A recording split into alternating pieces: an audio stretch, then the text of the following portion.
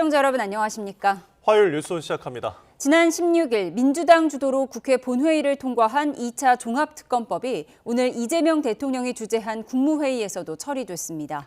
이 대통령은 법안 심의 의결에 앞서 민간인이 북한에 무인기를 침투시켰다는 의혹에 대해서 있을 수 없는 일이라며 철저한 수사를 촉구했습니다. 취재기자 연결해 자세히 알아보겠습니다. 홍민기 기자, 먼저 2차 종합특검법이 국무회의에서 통과가 됐죠? 네, 그렇습니다. 이재명 대통령은 오늘 청와대에서 올해 두 번째 국무회의를 주재하고 2차 종합특검법 등 법률 공포안을 의결했습니다.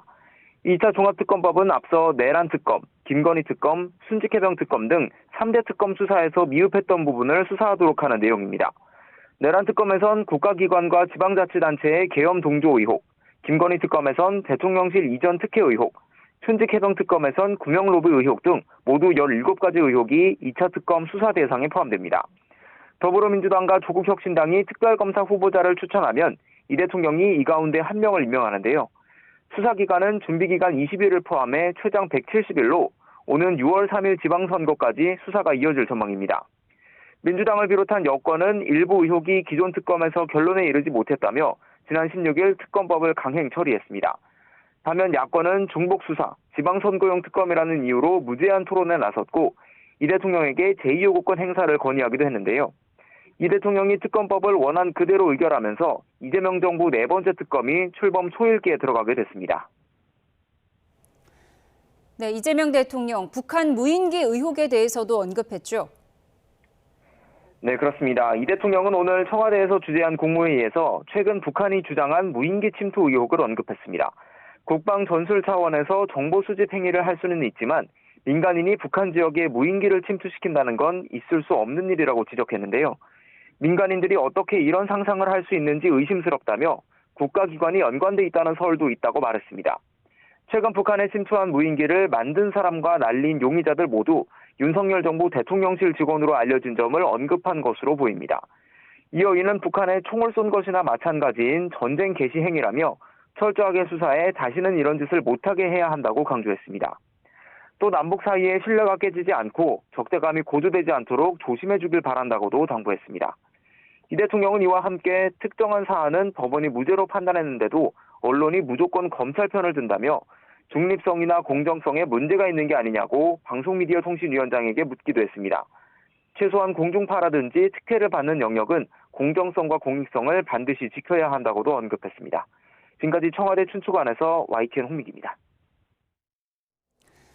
한덕수 전 국무총리의 내란 방조 혐의 사건 1심 선고가 하루 앞으로 다가왔습니다. 12.3 비상계엄이 내란에 해당하는지 가려지는 첫 법원의 판단인데요. 선고 공판이 실시간으로 중계될 예정입니다. 취재기자 연결합니다. 임예진 기자. 네, 서울중앙지법입니다. 네, 한덕수 전 총리 내일 선고 일정부터 전해주시죠. 네, 내일 오후 2시 서울중앙지법에서 한덕수 전 총리의 내란 방조 혐의 사건 1심 선고기일이 열립니다. 내란 사건 첫 선고인 만큼 법원이 비상계엄을 내란으로 인정할지 관심인데요. 12.3 비상계엄에 헌법 질서를 무력으로 파괴하려는 목적과 실질적인 폭동이 있었는지가 쟁점입니다. 특검은 지난 결심 공판에서 한 전 총리가 국무총리로서 내란을 막을 수 있는 유일한 사람이었음에도 범행에 가담했다면서 징역 15년을 구형했습니다. 이에 한 전 총리는 최후 진술에서 국민께 고통과 혼란을 드린 점은 죄송하다면서도 계엄을 도우려 하진 않았다고 부인했습니다. 네, 한 전 총리의 1심 선고도 생중계가 된다고요? 네, 재판부가 방송사들의 중계방송 신청을 허가하면서 지난 16일 윤석열 전 대통령의 체포방해 사건 1심 선고와 마찬가지로 법정 내부 모습이 실시간 중계될 예정입니다. 비상계엄 사건이 가진 사회적 파장이나 국민적 관심도 등 공공의 이익을 고려한 판단으로 보입니다. 법원 자체 장비로 촬영하고 영상이 각 방송사로 실시간 송출되는데요. 법원은 다만 기술적 사정으로 다소간 지연이 가능할 수도 있다고 부연했습니다. 네, 한덕수 전 총리 구체적인 혐의도 정리해 주시죠. 네, 먼저 국무총리로서 대통령을 보좌할 의무가 있음에도 계엄 선포를 막지 않고 방조한 혐의입니다. 당초 특검은 내란 우두머리 방조 혐의로 기소했는데 재판부 요청에 따라 공소장을 변경하면서 내란 중요 임무 종사 혐의가 추가됐습니다.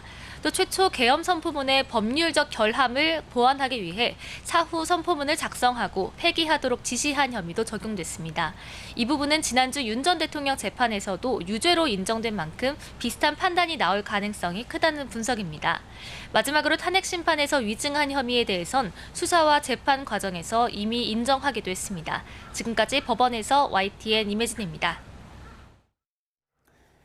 내일 한덕수 전 총리의 재판에서는 12.3 비상계엄 선포 행위가 내란죄에 해당하는지에 대한 법원의 첫 판단이 나올 걸로 보입니다. 네, 윤석열 전 대통령 재판 선고에도 영향을 미칠 수밖에 없을 전망입니다. 김영수 기자입니다.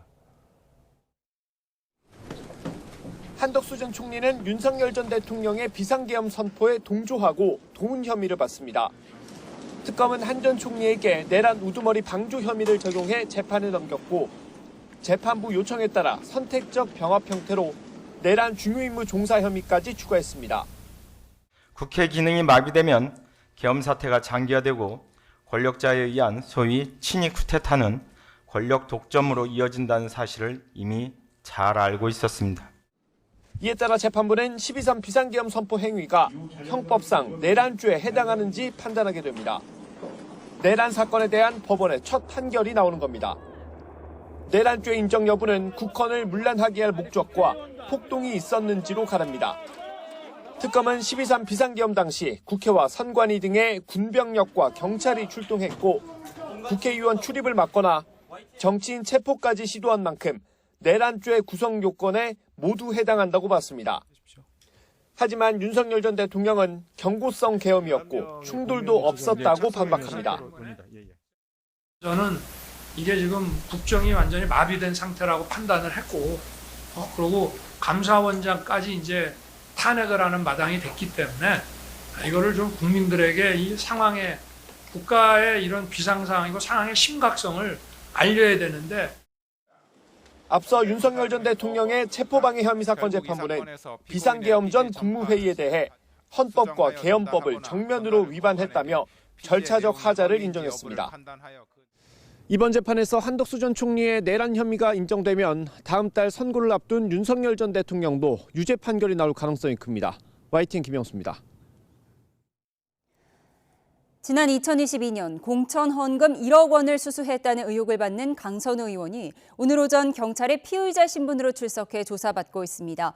포토라인에 선 강 의원은 자신은 원칙을 지키는 삶을 살았다며 사실상 혐의를 부인하는 듯한 발언을 내놨습니다. 현장에 취재기자 나가 있습니다. 조경원 기자.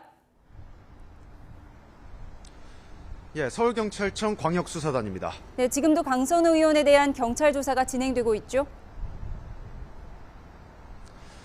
네, 공천헌금 1억 원 수수 의혹을 받는 강선우 의원에 대한 조사는 이곳 서울경찰청 마포청사에서 현재 6시간 반 넘게 이어지고 있습니다. 강 의원은 오전 9시쯤 도착해 입구에 만들어진 포토라인에 섰는데요. 국민 여러분께 심려를 끼쳐 진심으로 죄송하다면서도 원칙을 지키는 삶을 살아왔다고 강조했습니다. 공천을 대가로 1억 원을 받았다는 혐의를 사실상 부인한 것으로 풀이되는데 잠시 들어보시죠. 저는 제 삶에 원칙이 있고 그 원칙을 지키는 삶을 살아왔습니다. 강 의원은 1억 원을 직접 받았는지 공천에 관여했는지 등을 묻는 취재진의 질문에는 아무런 답을 하지 않았습니다. 강 의원은 지난 2022년 지방선거를 앞두고 한 카페에서 김경 서울시의원을 만나 공천을 대가로 1억 원을 수수한 혐의를 받습니다. 앞서 강 의원은 사무국장이었던 남모 씨의 보고를 받고서야 돈을 받은 사실을 알았고 돌려주라고 지시한 뒤 반환을 확인했다고 해명했습니다. 네, 그럼 오늘 강선우 의원에 대한 조사에서 주요 쟁점은 뭐가 될까요? 경찰은 이번 조사에서 지난 2022년 당시 1억 원 공천 헌금이 오갔던 상황을 재구성하는 데 주력할 것으로 보입니다. 앞선 조사에서 김 시 의원은 남 전 사무국장이 공천 헌금으로 한 장, 즉 1억 원을 먼저 요구했고 이후 강 의원에게 직접 돈을 건넸다고 진술한 것으로 전해졌습니다. 또 남 전 사무국장은 경찰 조사에서 당시 카페에서 1억 원을 전달한 사실을 몰랐다는 취지로 주장한 것으로 파악됐습니다. 1억 원을 받은 사실을 나중에 남 전 사무국장을 통해 알게 됐다는 강선호 의원의 기존 해명과는 모두 엇갈리는 내용입니다. 이에 따라 경찰은 오늘 강 의원을 상대로 실제 돈을 받았는지, 누가 어떤 상황에서 전달했는지, 공천 대가였는지 등을 집중적으로 조사하는 것으로 보입니다. 네, 어제 민주당에서 탈당한 김병기 의원에 대한 수사 진행 상황은 어떻습니까? 네, 경찰은 김병기 의원의 부인이 지난 2022년 구의회 업무 추진비를 유용했다는 의혹과 관련해 어제 동작구의회 등 3곳을 압수수색했습니다. 경찰은 또 김 의원의 차남의 대학 편입에 연루된 의혹을 받는 업체 대표를 최근 뇌물 등 혐의 피의자 신분으로 전환한 것으로 확인됐습니다. 다만 경찰은 김 의원 소환에 대해서는 압수물 분석이 어느 정도 진행돼야 출석이 가능할 것으로 보인다며 아직은 신중한 모습입니다. 김 의원 측은 YTN에 사실관계를 입증할 증거를 준비하고 있다고 밝혔는데 소환 시점이 언제가 될지 주목됩니다. 지금까지 서울경찰청 광역수사단에서 YTN 조경원입니다. 민주당이 중대범죄수사청과 공소청 설치 법안을 논의하기 위해 개최한 공청회에서는 중수청 이원화 구조를 두고 격론이 벌어졌습니다. 국민의힘은 엿새째 이어지는 장동혁 대표의 단식을 발판 삼아 쌍특검법에 대한 민주당의 응답을 요구하고 있습니다. 취재기자 연결합니다. 임성재 기자. 네, 국회입니다. 네, 정부의 검찰개혁 후속 법안을 놓고 민주당 내에서는 검찰청 시즌2라는 반발이 나왔는데 오늘 공청회 분위기는 어땠습니까? 네, 민주당은 정부가 발표한 중수청 공소청 설치법, 즉 검찰개혁과 관련해 대국민 공청회 성격의 정책 의원총회를 열었습니다. 교수와 평론가, 변호사 등을 비롯한 전문가를 중심으로 찬반 토론을 벌였는데요. 정청래 대표는 충분한 논의와 수기를 당부하면서도 수사기소 분리의 대원칙은 흔들리지 않을 거란 점을 명확히 했습니다. 들어보겠습니다. 검찰 부패의 뿌리는 수사와 기소권 독점에 있습니다. 검찰에게 한시적으로 수사권을 부여했던 것입니다. 그것을 이제 제자리로 돌려놓자는 것입니다. 토론 쟁점은 중수청 내 수사사법관, 전문수사관 이원 구조와 보안수사권 부여 여부였습니다. 정부안 찬성 측은 수사사법관과 전문수사관은 상하 관계가 아닌 협력 관계로 설정돼 있다면서도 이 사법관이라는 용어 자체는 적절하지 않은 것으로 보인다고 말했습니다. 이 보안수사권에 대해선 형사소송법 등 법령에 대한 종합적인 검토가 이뤄져야 한다며 지금 단계에서 결론 내리기 어렵다는 의견을 밝혔습니다. 반면 반대 측은 정부의 중수청 이원화 구조가 조직 위화감을 만들 수 있다며 현 검찰 구조처럼 베테랑 수사관이 로스쿨을 갓 졸업한 사법관의 지위를 받는 현상이 나올 수 있다고 우려했습니다. 또 보안수사권은 그냥 수사권 그 자체라며 제 식구 감싸기나 전관예우 장치로 작동할 건데 누가 통제하느냐고 반문했습니다. 오늘 공청회는 유튜브로 실시간 중계되면서 일반 시민들의 댓글 질문이 달렸고 이에 대한 전문가 답변도 이어졌습니다. 토론을 쭉 경청한 정청래 대표는 중수청 수사 이원화는 좀 문제가 있는 것 같다고 수사사법관의 명칭을 사용한다는 것은 오해의 소지가 있다는데 양측에서 공감대를 이뤘다고 평가했습니다. 민주당은 설 연휴 전 결론을 내린다는 목표인데 모레는 의원들을 중심으로 추가 의견 수렴 절차도 거칠 예정입니다. 네, 장동혁 대표의 단식이 이어지고 있는 국민의힘 대여 전략 마련에 고심하고 있죠. 네, 통일교 게이트와 공천뇌물 특검 수용을 요구하며 곡기를 끄는 장동혁 대표의 단식이 오늘로 6회째를 맞고 있습니다. 보수 인사들의 발길이 이어지는 가운데 오늘은 유승민 전 의원이 단식 농성장을 찾았습니다. 유 전 의원은 당이 위기에 놓였을 때 모두 다 하나가 돼 보수 재건을 위한 해결책을 찾아야 한다며 장 대표에게 힘을 실었습니다. 또 소장파 모임인 대안과 미래와 상임고문단도 농성장을 찾아 장 대표의 단식을 지지했고요. 내일은 해외 출장에서 귀국한 개혁신당 이준석 대표가 방문해 추가 연대 전략을 모색할 것으로 전해졌습니다. 하지만 한동훈 전 대표 제명징계 역풍을 피하려는 내부 국면 전환용이란 시각도 여전한데요. 다만 지도부는 한 전 대표와 단식을 연결짓는 건 민주당의 프레임이라며 중요한 건 이 쌍특검법에 대한 민주당 입장 변화라고 말했습니다. 엿새째 국회 밖으로 처음 나온 장 대표도 특검 수용을 거듭 촉구했는데 이 관련 발언도 들어보겠습니다.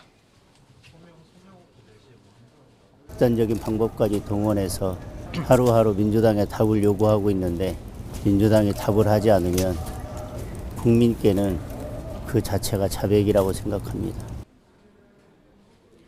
국민의힘은 또 장 대표 단식의 동력을 이어가기 위해 오전 청와대 앞을 찾아 현장 의원총회 규탄 대회를 진행하는 등 대여 압박 수위를 높였습니다. 다만 특검과 관련한 민주당과의 협상 등이 연일 공전을 거듭하는 상황이어서 투쟁 동력을 더 끌어올릴 수 있을지 출구 전략을 어떻게 할지 등은 고민하고 있습니다. 네, 이런 가운데 여야 이견 속에 이해훈 기획예산처 장관 후보자의 인사청문회 끝내 무산된 거죠. 네, 초 여야가 합의했던 이해훈 후보자 청문회 날짜가 어제였죠. 하지만 이 후보자 측의 자료 제출 미흡 등을 문제 삼은 국민의힘이 사실상 청문회 보이콧에 나서면서 파행됐습니다. 인사청문 경과보고서 채택 시한이 내일까지라서 물리적으로는 오늘도 청문회를 열 수 있지만 그럴 가능성은 작아 보입니다. 어젯밤 늦게까지 국회에서 대기했던 이해훈 후보자는 오늘은 국회를 찾지 않았습니다.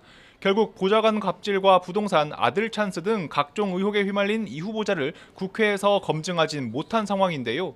그 부담은 이 후보자 임명 권한이 있는 이 대통령에게로 쏠리는 분위기입니다. 이 YTN 취재 결과 민주당 지도부는 이미 이 후보자에 대한 소관 상임위원들의 우려를 이 대통령에게 전달했고 이 대통령은 일단 청문회까지 가보자고 답한 것으로 파악됐습니다.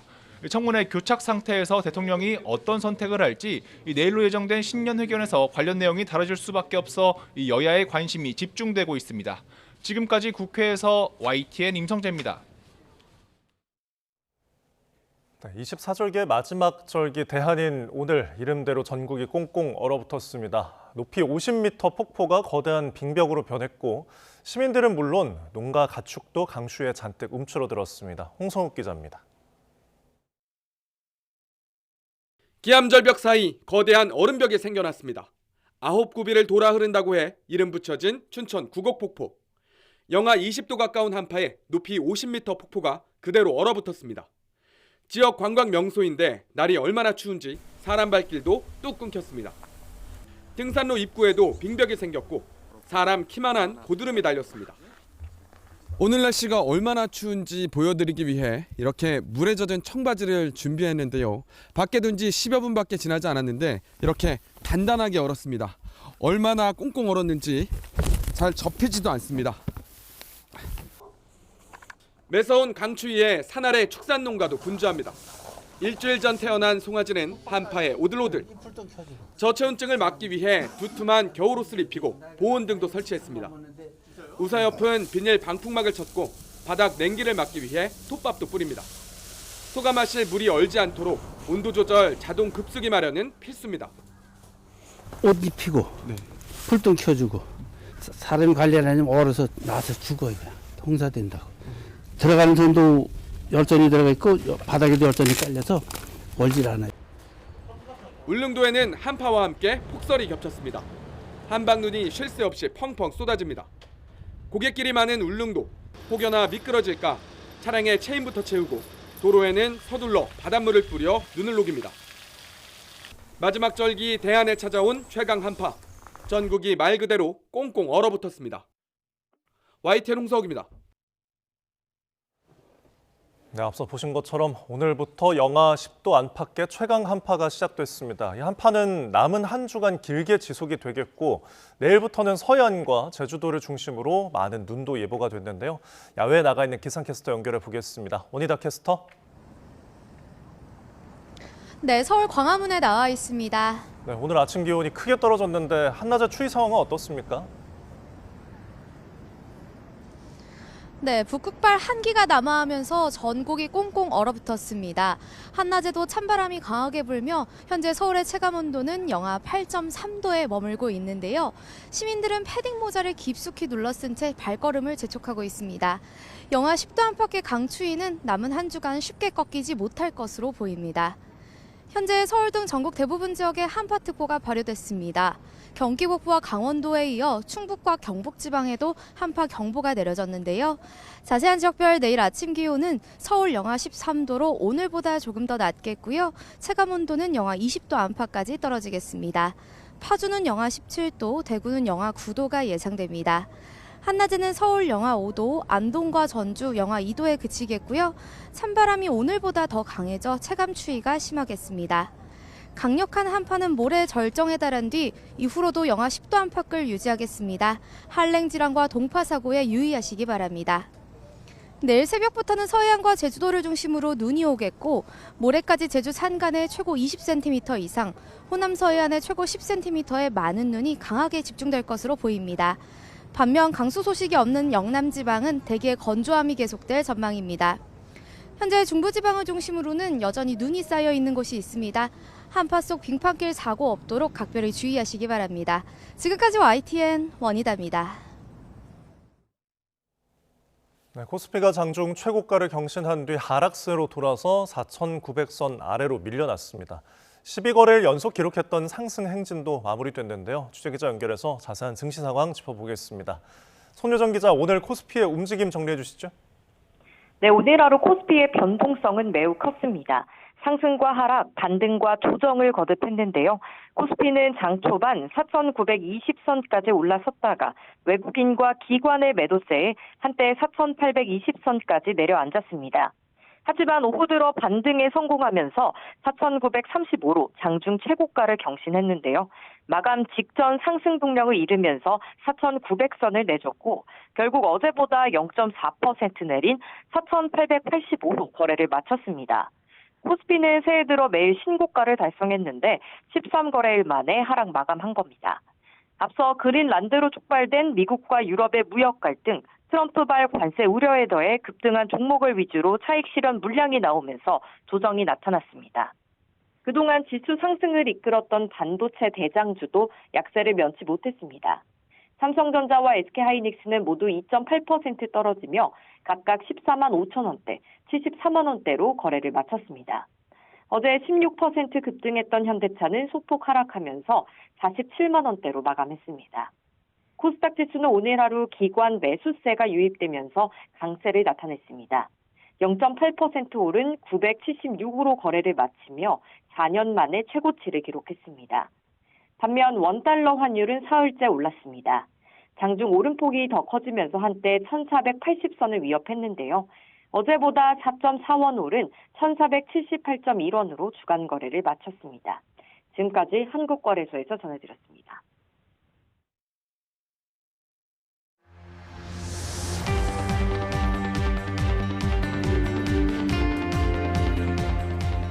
(1억) 공천 헌금 의혹이 불거진 지 22일 만에 강선우 의원이 경찰에 출석했습니다. 돈을 주고 또 전달한 의혹의 당사자들과 진술이 엇갈리는 가운데 어떤 말을 할지 주목되는데요. 조사에 앞서 포토라인에선 강 의원은 원칙을 지키는 삶을 살아왔다고 강조했습니다. 관련 영상으로 정치훈 시작합니다. 어쨌건 그 1억 이렇게 그 돈을 갖다가 받은 걸 지금 사무국장이 그렇게 보관하고 있었다는 거 아닙니까? 저도 잘 보여주세요.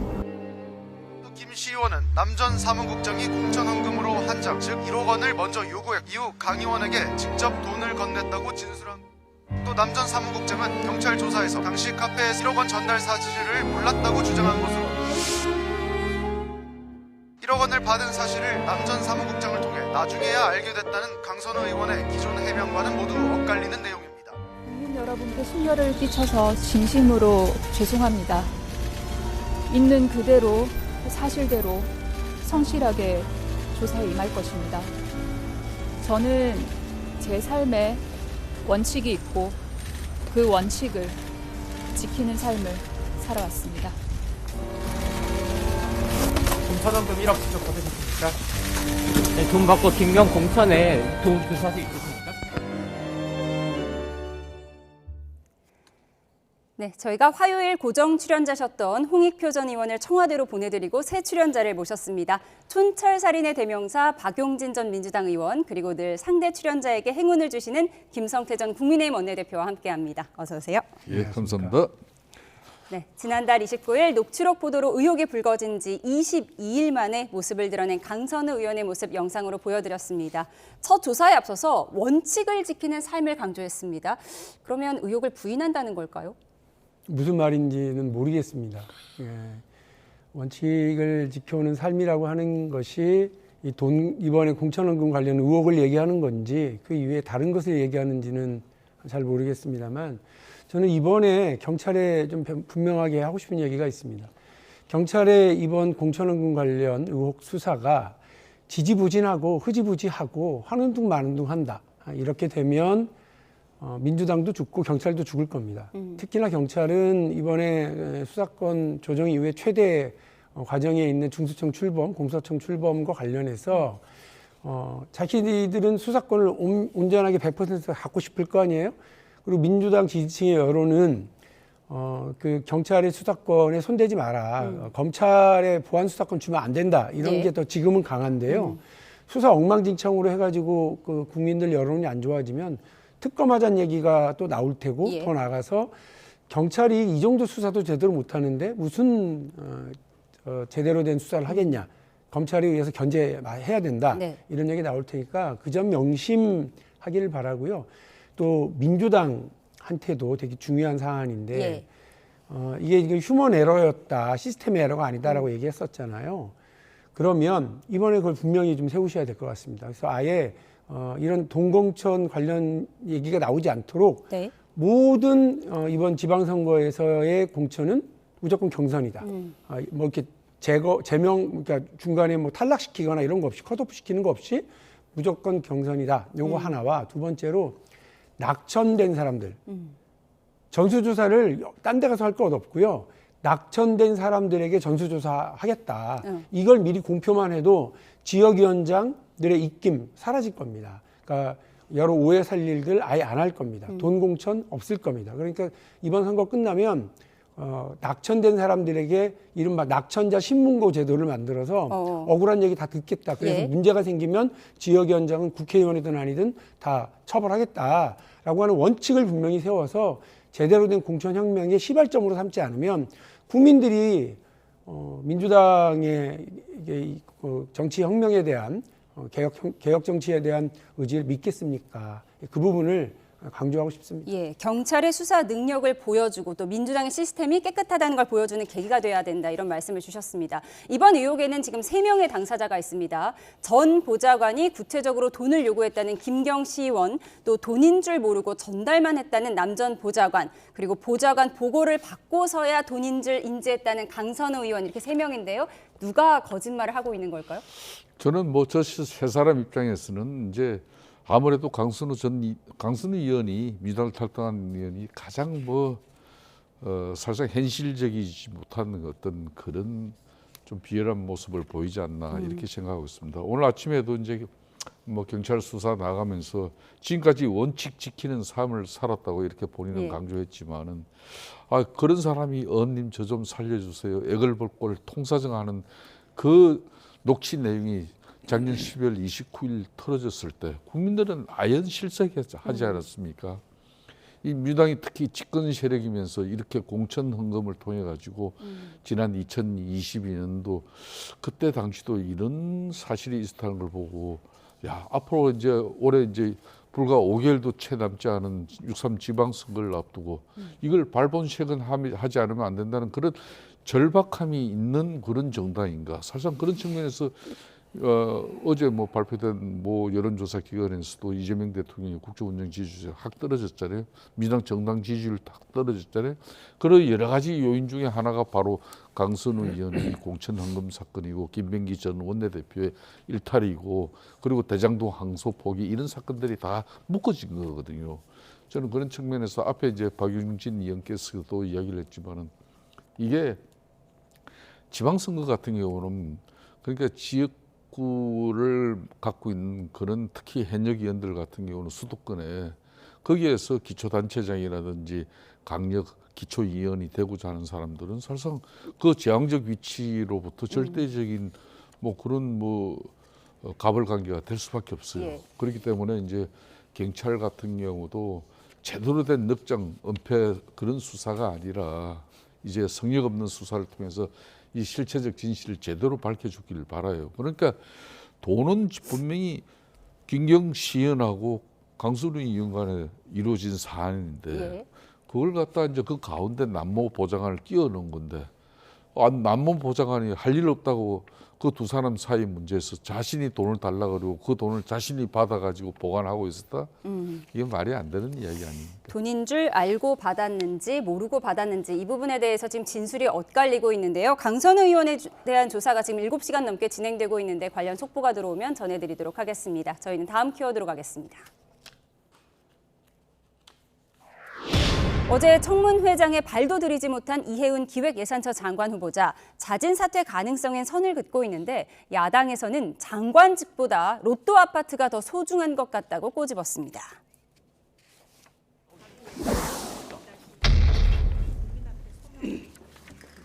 (2187건을) 요구했는데 15%만 제출돼서 불과 정도라고 주장하시던데 15%는 과장일까요? 에휴, 과장이죠. 저희가 75% 정도 냈습니다.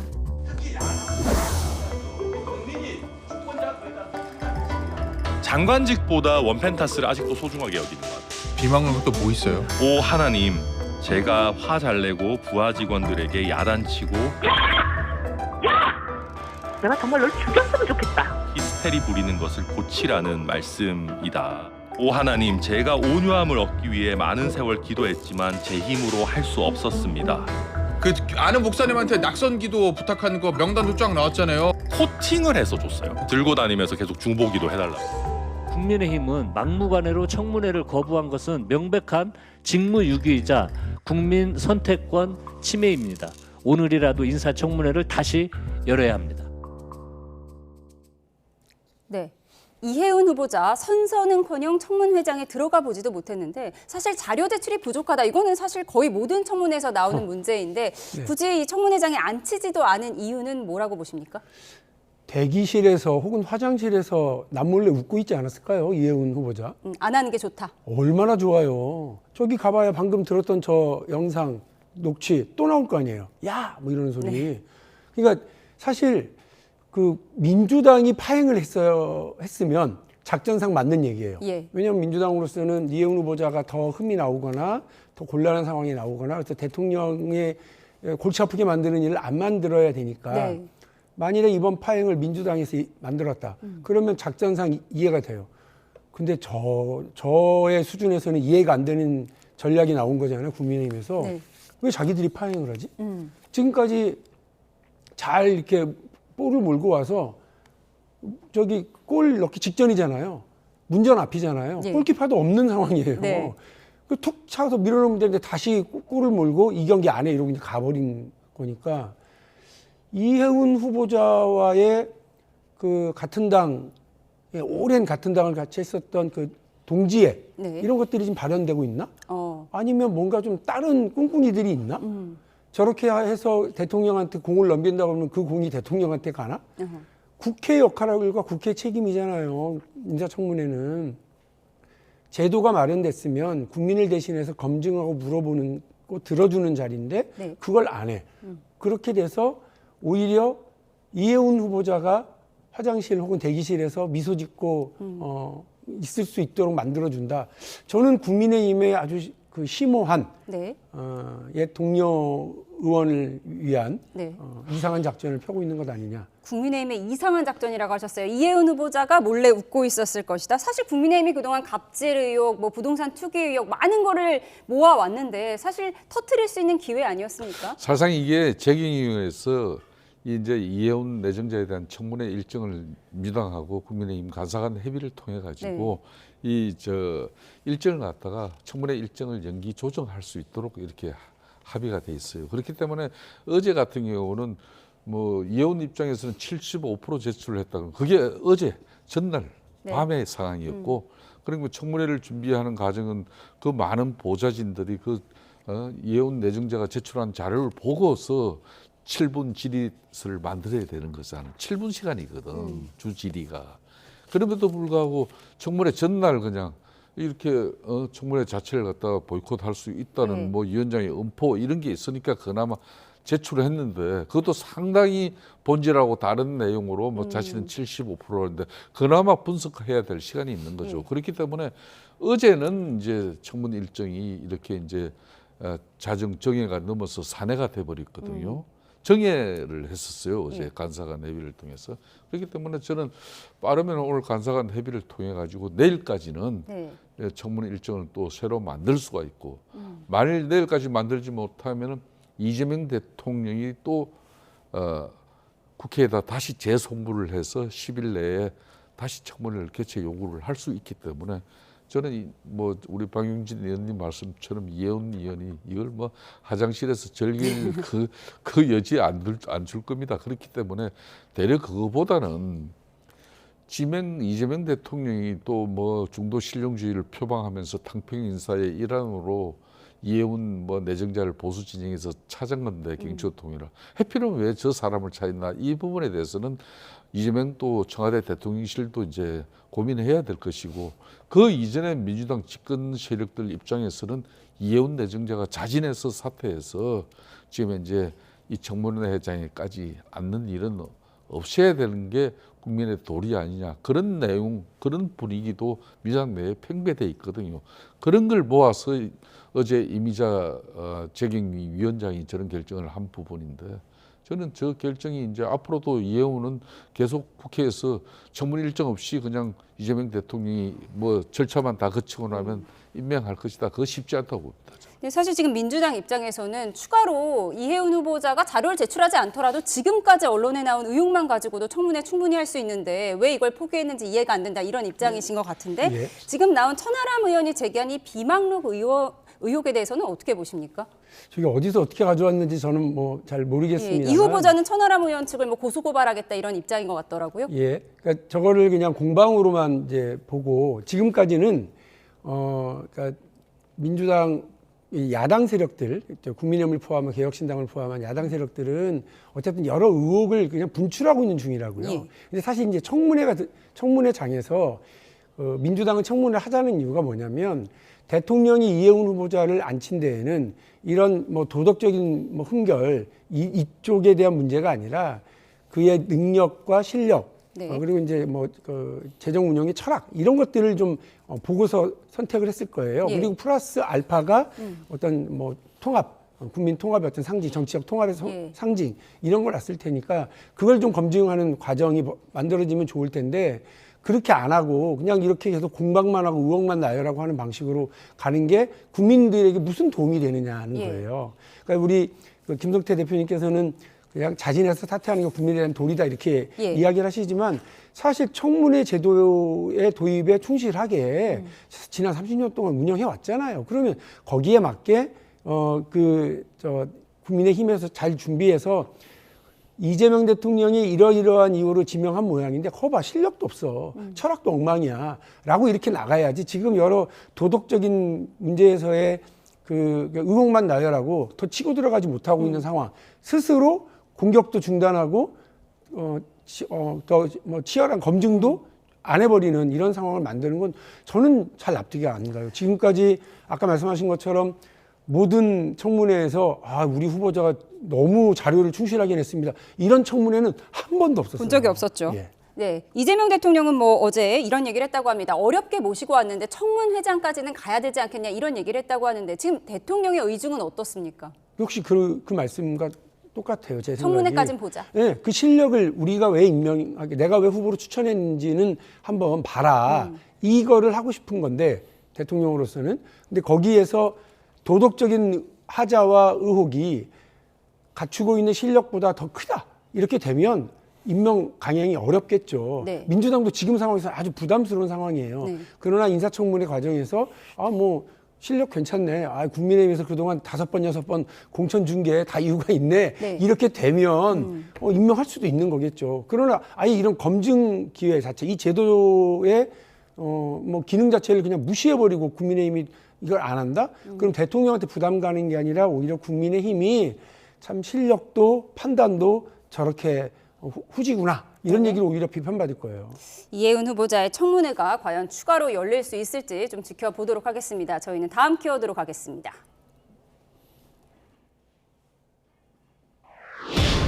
어제 저녁 청와대에서는 이 대통령과 신임 민주당 지도부가 만찬을 함께 했는데 이 대통령과 정청래 대표가 뼈 있는 농담을 주고받았다고 합니다.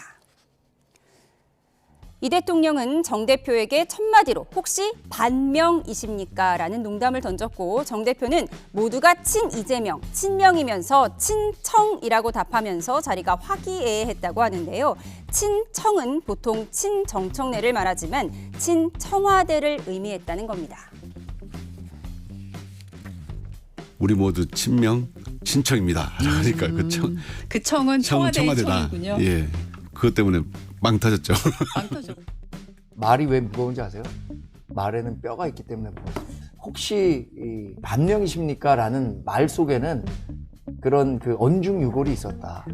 지금 내가 취임한 지 7개월밖에 안 됐는데 그 농담을 빌려가지고 뭐 충성도를 확인하기도 하고 반명이세요라고 묻는 건 난 아직 사랑하지라고 생각한 말을 하는 뭔가 아직 짝사랑을 하지만 이별을 두려워하는 사람의 불안함을 느꼈고 정청래 대표가 친청이야라고 답변했잖아요. 그건 이제 이별을 이미 마친 자의 속내를 정리한 자의 어떤 여유.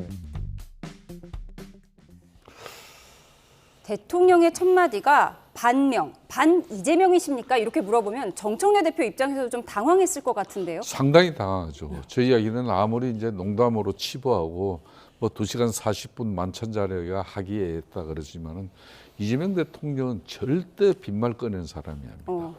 반드시 본인은 행식으로 뭐 주변을 갖다 편안하기 위해서 뭐 이렇게 해서 농담을 절개한다 그러지만 이재명 대통령이 쓸데없는 농담한 거 저는 잘 보지 못했어요.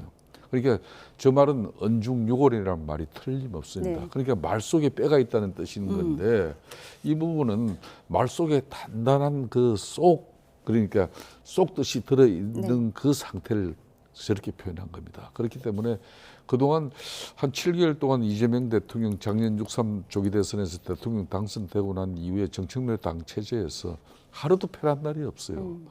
해외 순방 기간에 유엔 연설 현장 한미 정상회담 자리 어디든 가면은 당 내적으로서 그냥 정청래 당 대표 중심으로 그냥 대통령을 반하는 정치적 상황이 그냥 이재명 대통령의 그런 애교 안보 활동 다 묻혀버렸죠. 저는 그런 측면에서 그 모든 게 이제 일정 부분 저런 표현을 통해 가지고 오직하면은 이제 앞에 이제 오상호 정무수석 입장에서도 당정 관계가 6개월 정도였지만 정말 힘들다는 그런 표현을 여러 형태로 다 했거든요.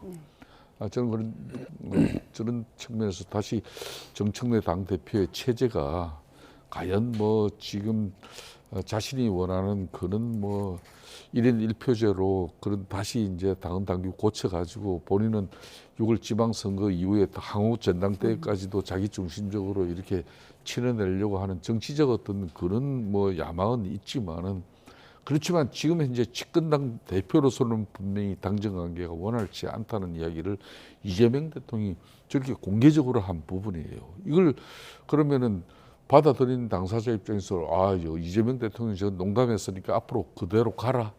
그대로 가면 어떤 상황이 벌어지는지 한번 보시라고요. 그래서 친청와대라는 신조어를 지금 정청래 대표가 만들어낸 것 같기도 한데 친명, 반명이라는 단어 박 의원님 별로 안 좋아하시는 걸로 알고 있는데 어쨌든 혹시 친명이십니까? 반명이십니까? 이런 질문이 이기인 사무총장은 이렇게 해석하더라고요. 충성도를 묻는 것이다. 나 아직 사랑하지? 이런 의미라는 거예요.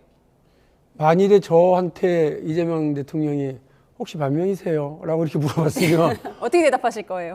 일단 딱 긴장하죠. 저건 이제 그 관계가 서로 지나온 관계, 대통령 당내 경선 때의 대립과 경쟁 관계, 또 당대표 경선에서의 치열했던 경쟁 관계, 이런 것들이 있을 때 이제 내가 당대표가 됐고 내가 대통령이 됐는데 반명이냐 물어보면 아직도 저걸 안 잊어먹고 있나? 하고 이제 긴장을 하죠.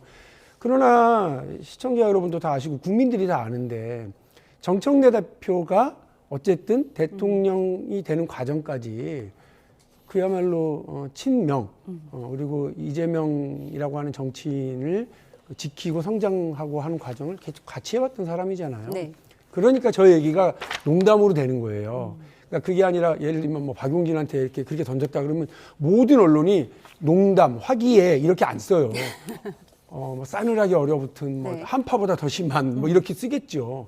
그래서 오히려 저는 이걸 그렇게 해석하는 건 적절치 않고 그러니까 대통령이 저렇게 이야기를 하면서 오히려 그 이야기가 밖으로 나갈 때 당원들이나 지지층한테 우리 대립하고 있지 않다. 오해하지 말아라. 이렇게 이야기를 오히려 하고 싶은 얘기인 것 같고, 저 얘기를 밖에 나와서 더 막 적극적으로 얘기하시는 분들이 예. 정청래 대표하고 친한 최고위원들과 대변인과 이런 분들이 저 얘기를 하고 다니시잖아요. 그러니까 오히려 이 얘기가 만약에 대통령실에서 나왔다. 대통령실이 적극적으로 이 얘기를 막 전파했다. 이러면 오해의 소지가 있는데 그게 아니라 정청래 대표 쪽과 친한 분들이 밖에 나왔으면 얘기를 하는 걸로 봐서는 분위기가 싸늘한 게 아니었다. 이렇게 해석하시는 게 좋았다. 맞죠. 이재명 대통령이 정청래 대표에게 던진 혹시 반 이재명이세요? 라는 말 언중유골이었다. 순수한 농담이었다. 두 분의 의견 들어봤습니다. 그런가 하면 공천 헌금 의혹 등 각종 의혹이 제기된 김병기 전 민주당 원내대표가 결국 자진 탈당했죠. 스스로 탈당은 못하겠고 최고위를 통해 제명 처분을 확정해달라고 요청한 지 3시간 만인데 우선 들어보시죠.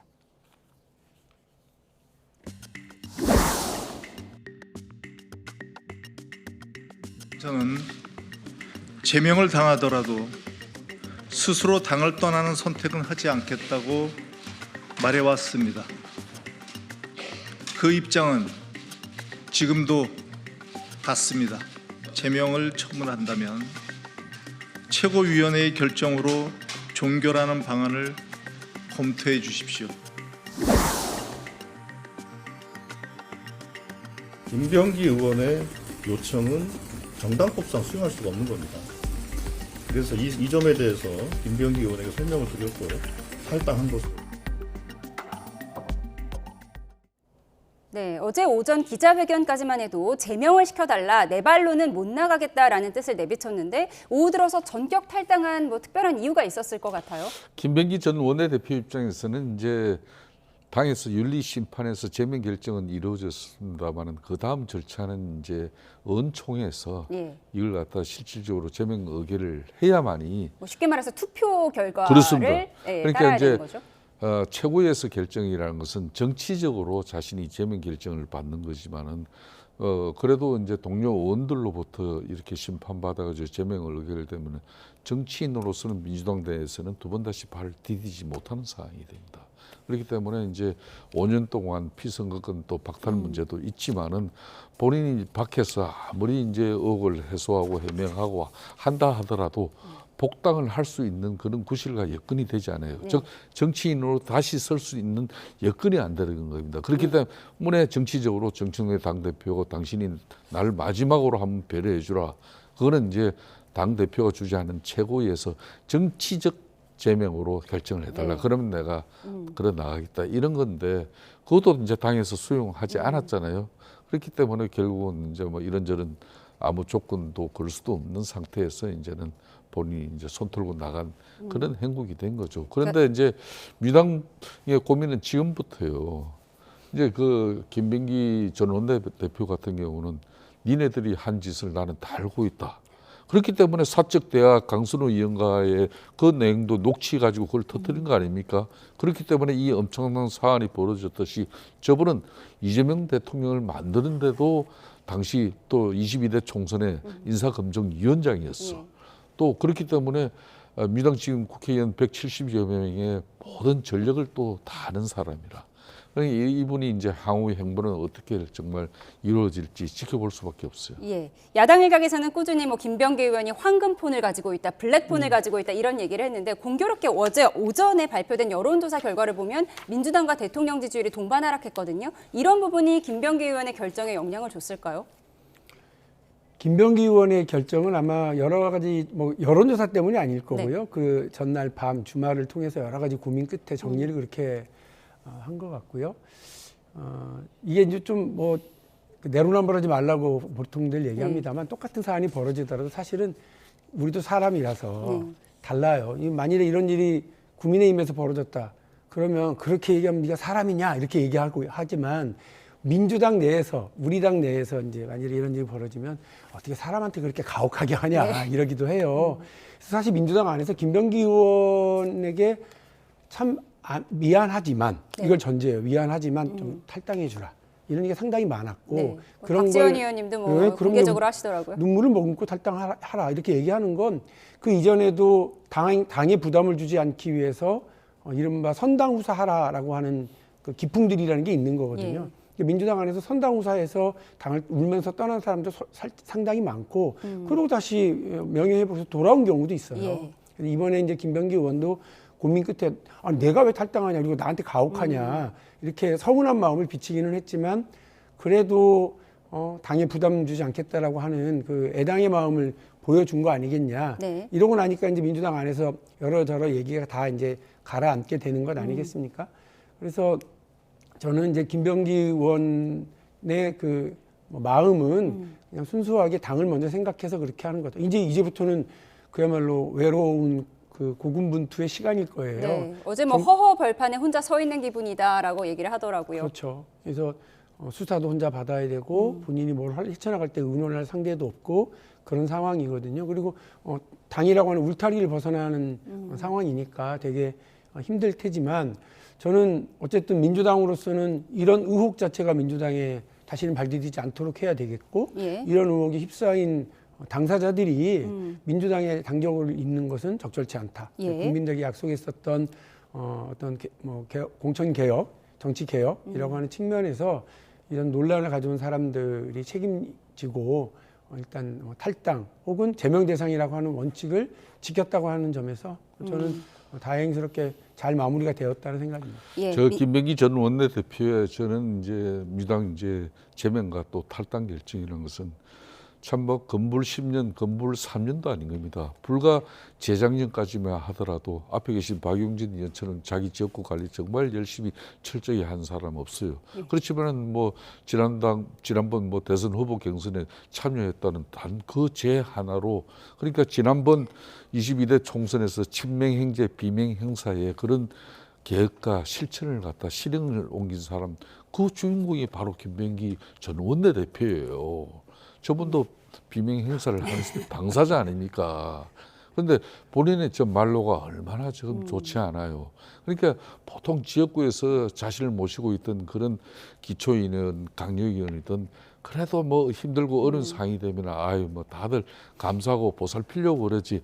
아유 아닙니다. 내가 뭐 닭발집에 400원 몇십만 원 이렇게 선결제했는데 뭐 가서 뭐 평균 일회당 얼마씩 먹었습니다. 그리고 뭐 사모님을 이렇게 하지는 않거든요. 얼마나 결론은 이분도 자신을 위해서 주변을 얼마나 어렵게 힘들게 만들었는지 정치인들 이런 대목을 잘 돌아봐야 됩니다. 알겠습니다. 박용진 의원님은 뭐 대의를 위해서 사감을 다 버리신 분이기 때문에요. 네, 저희는 다음 키워드로 가겠습니다. 저는 탈당 안 하고 저 대통령 선거까지 열심히 뛰었잖아요. 뭐 자꾸 옛날 얘기를 하세요. 네, 시청자들이 알고 있습니다. 네, 저희는 다음 키워드로 가겠습니다. 내란 방조 혐의를 받는 한덕수 전 총리의 1심 선고가 내일입니다. 내란 사건 가운데 첫 선고를 앞둔 건데 윤 전 대통령에게 사형이 구형된 이튿날 의외의 장소에서 여유로운 일상이 포착돼 갑론을박이 이어지고 있습니다. 네, 한 식당에서 찍힌 사진입니다. 최양 작가가 SNS에 올린 건데 사형 구형 다음 날인데 등심 돈가스를 먹을지 안심 돈가스를 먹을지 고르고 있는 이 장면이 비현실적인 느낌을 넘어 초현실적으로 다가왔다고 최 작가는 비판했습니다.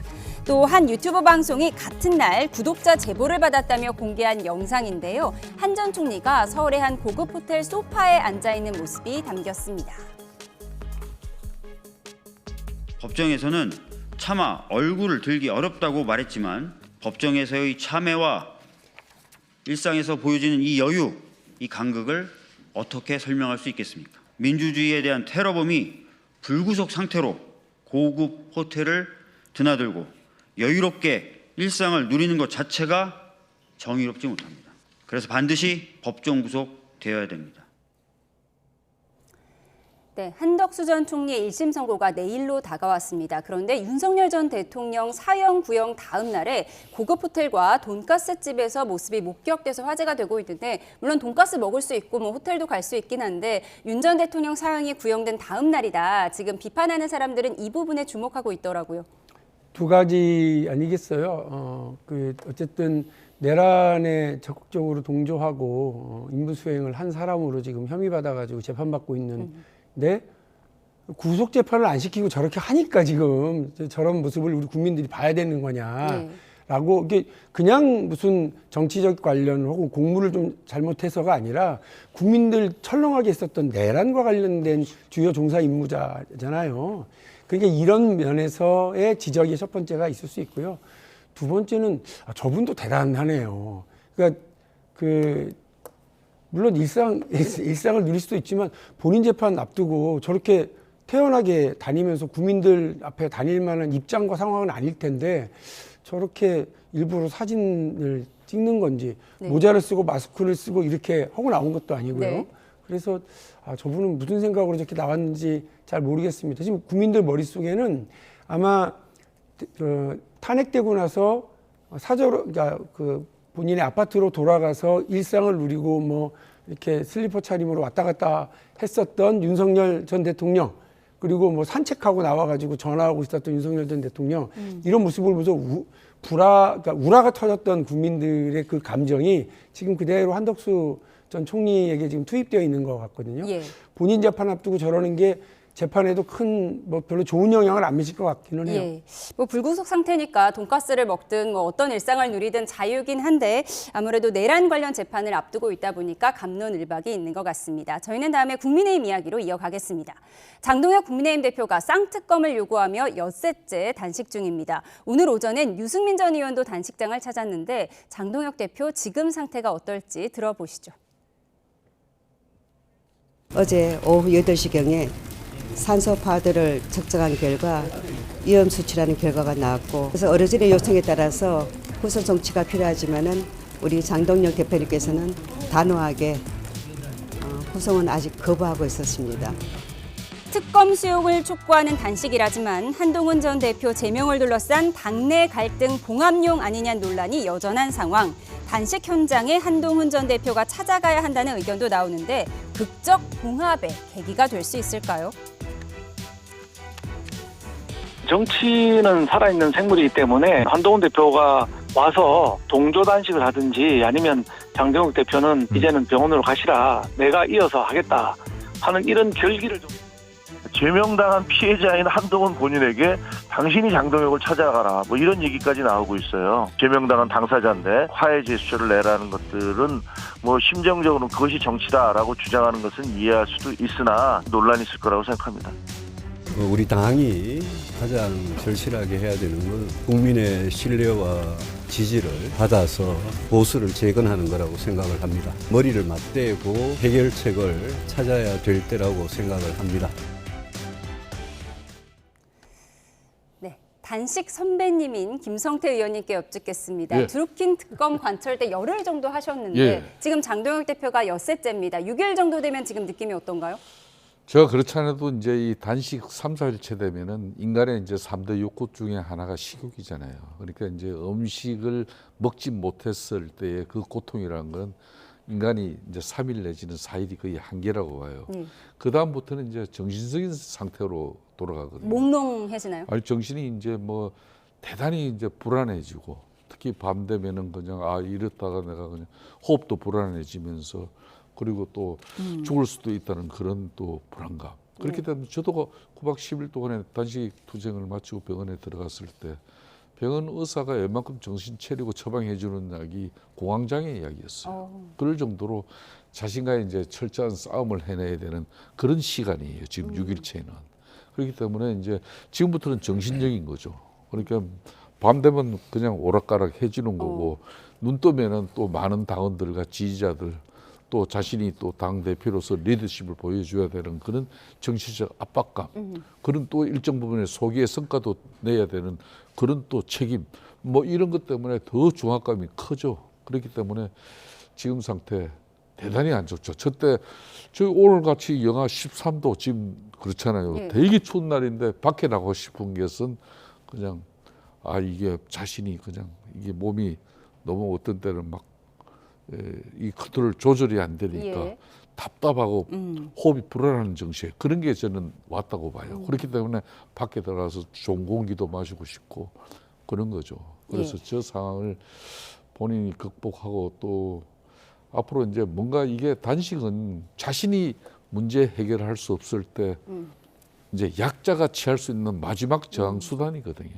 저 특검 2가지 요구는 이제 민주당이 어제 당정 간에 만찬도 하고 했기 때문에 이걸 더 이상 뭐 제1야당 대표가 건강이 정말 치명적으로 악화되기 전에 일정 부분 해답을 제시하시고 또 당 내적으로도 분열과 갈등 대립에서 통합의 리더십을 확보할 수 있는 그런 계기로 저는 갔으면 하는 그런 바람이 있죠. 많은 당원들과 또 의원들의 생각도 한결같아요. 예, 단식이 오래되다 보니까 건강이 걱정되긴 하지만 어쨌든 단식의 명분 논란이 있었잖아요. 한동훈 전 대표 제명 때문에 당내 혼란이 있으니까 이걸 수습하기 위한 것이다. 이런 얘기가 오가는 가운데 오늘 유승민 전 의원이나 당내 소장파 의원들도 단식장을 방문을 했거든요.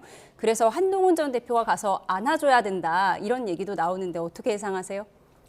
제가 단식 처음 시작할 때 말씀드렸던 게 이전에 야당 대표들이 우리 김성태 대표님을 비롯한 모든 야당의 리더들이 그 단식 투쟁을 할 때에는 정부 여당 대통령을 향해서 대립각을 세우는 이른바 외부 투쟁용이었는데 당 내용이다, 내부 투쟁용이다 이렇게 말씀드렸고요. 정확하게 지금 말씀하신 내용들이 이 단식으로 가져오고 싶었던 정치적 효과를 거두고 있는 거라고 생각합니다. 실제 지금 얘기하고 있는 통일교 관련된 특검은 민주당도 하겠다고 했잖아요. 민주당이 안 하겠다고 하고 거부하고 있었으면 옛날에 드루킹 특검 무슨 특검을 하냐 하고 경찰 수사 맡기자라고 했었는데 김성태 원내대표가 단식을 하면서 여론을 뒤집고 변화를 만들어낸 과정이었다고 한다면 지금은 민주당도 하겠다고 그러니까 디테일에 대해서는 원내대표 간에 협상을 해야지 단식 투쟁으로 저 얘기를 할 상황이 아니에요. 그러니까 지금은 명확하게 말씀드리면 내부용이고 제명 직후 이른바 치고 빠지기 단식으로 이렇게 저는 봤고요. 그 효과를 톡톡하게 잘 지금 거두고 있는 상황으로 봅니다. 그런데 이제 중요한 건 이거를 이제 그럼 어떻게 출구 전략 어떻게 세울 거야? 어떻게 단식을 마무리할 거야? 이게 이제 중요한. 그러니까 출구가 없다는 말씀이신 거죠? 예. 지금 저렇게 가버리면 출구가 없으면 안 되니까 이걸 여론을 움직여서 정부 여당을 의석수가 모자라니까 정부 여당을 이제 끌고 나와야 되는데 지금 아니 민주당이 특검을 안 하겠다는 것도 아니고 어떻게 그럼 어떤 대상으로 할 건지까지 협상을 하면 되는데 신천지만 수사 대상에 넣으면 특검도 받을 수 있다. 아니 그렇게 할 수 있는 거 아니겠어요? 근데 그거를 저렇게 단식 투쟁을 통해서 한다고 하는 건 내부의 비판을 잠재우기 위한 단식이기 때문에 그 효과는 거의 다 거뒀다. 이제 남은 건 어떻게 출구 전략을 짤 거냐. 그것만 남아있는 것 같다. 이렇게 보입니다. 이 질문에 대한 답변 안 하셔서 짧게만 듣겠습니다. 한동훈 전 대표가 찾아가야 한다, 찾아갈 필요 없다. 어떻게 보십니까? 저는 그런 측면에서 용기 있는 정치인이 이 위기 국면, 이 이제 막바지 이 상황에서 뭐 결국은 당내 통합을 이뤄내는 큰 진전을 만들어낸다. 그런 측면에서 저 개인적으로는 한동훈 전 대표가 어제 사과가 있었지만 대략 사과 이후에 더 큰 논란이 생겼으니까 이거는 지금 장동혁 대표는 자신이 취할 수 있는 행동의 공간이 단식을 하기 때문에 없어요. 그렇기 때문에 민주당과 우리 당 내적인 어떤 그런 문제가 남아있기 때문에 당사자인 한동훈 전 대표가 저 현장을 찾아가서 인간적으로 위로 격려하면서 자신의 할 도리를 다하는 것은 대단히 진일보된 그런 상황을 만들 수 있다 이렇게 봅니다. 찾아간다고 해서 제명 조치를 철회할까요? 글쎄요. 이미 그 문제는 좀 넘어서 버린 게 만일 한동훈 대표가 찾아갔어요. 전 대표가 찾아갔어. 그리고 단식을 중단해. 이게 뭐야? 그것도 웃기잖아요. 그러니까 지금 말씀하신 그대로라면 그냥 내부용, 내부의 분란을 잠재우기 위한 단식이었구나 이렇게 돼버리고요. 지금 장동혁 대표가 계속 그러잖아요. 그쪽 주변 측근들이 한동훈과는 무관한 단식이다. 무슨 야당 대표 단식에 그런 얘기를 나와요. 그러니까 이 자체를 국민들은 그 속을 뻔히 알고 있는 상황이라는 거고요.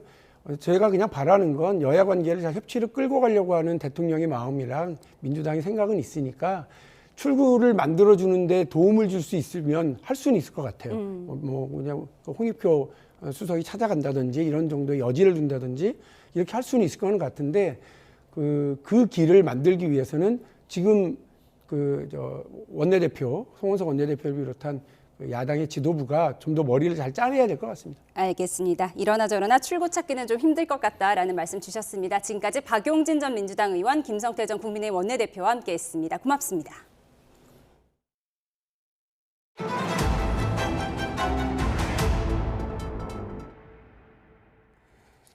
오늘 정부 서울청사에서 김민석 총리 주재로 국가테러대책위원회가 열리고 있습니다. 오늘 회의에서는 지난 2024년 1월 부산 가덕도에서 발생한 이재명 대통령 피습 사건의 테러 지정 여부가 논의됩니다. 조금 전 있었던 김 총리의 모두 발언 듣고 오시겠습니다. 국민을 테러로부터 안전하게 보호하기 위한 테러 방지법이 제정되고 국가테러대책위원회가 출범한 지 10년이 되었습니다. 그러나 현재 국내외의 상황은 매우 엄중합니다. 해외에서도 끔찍한 테러가 계속되고 있습니다. 우리나라에서도 현 대통령께서 당대표 시절에 가덕도에서 피습을 당하신 적이 있습니다. K민주주의의 나라 대한민국에서는 있어서는 안 될 일이었습니다. 지난 대선 당시 저는 총괄선대위원장으로서 당시 후보에 테러 예방 대책 TF를 총괄했던 경험이 있습니다.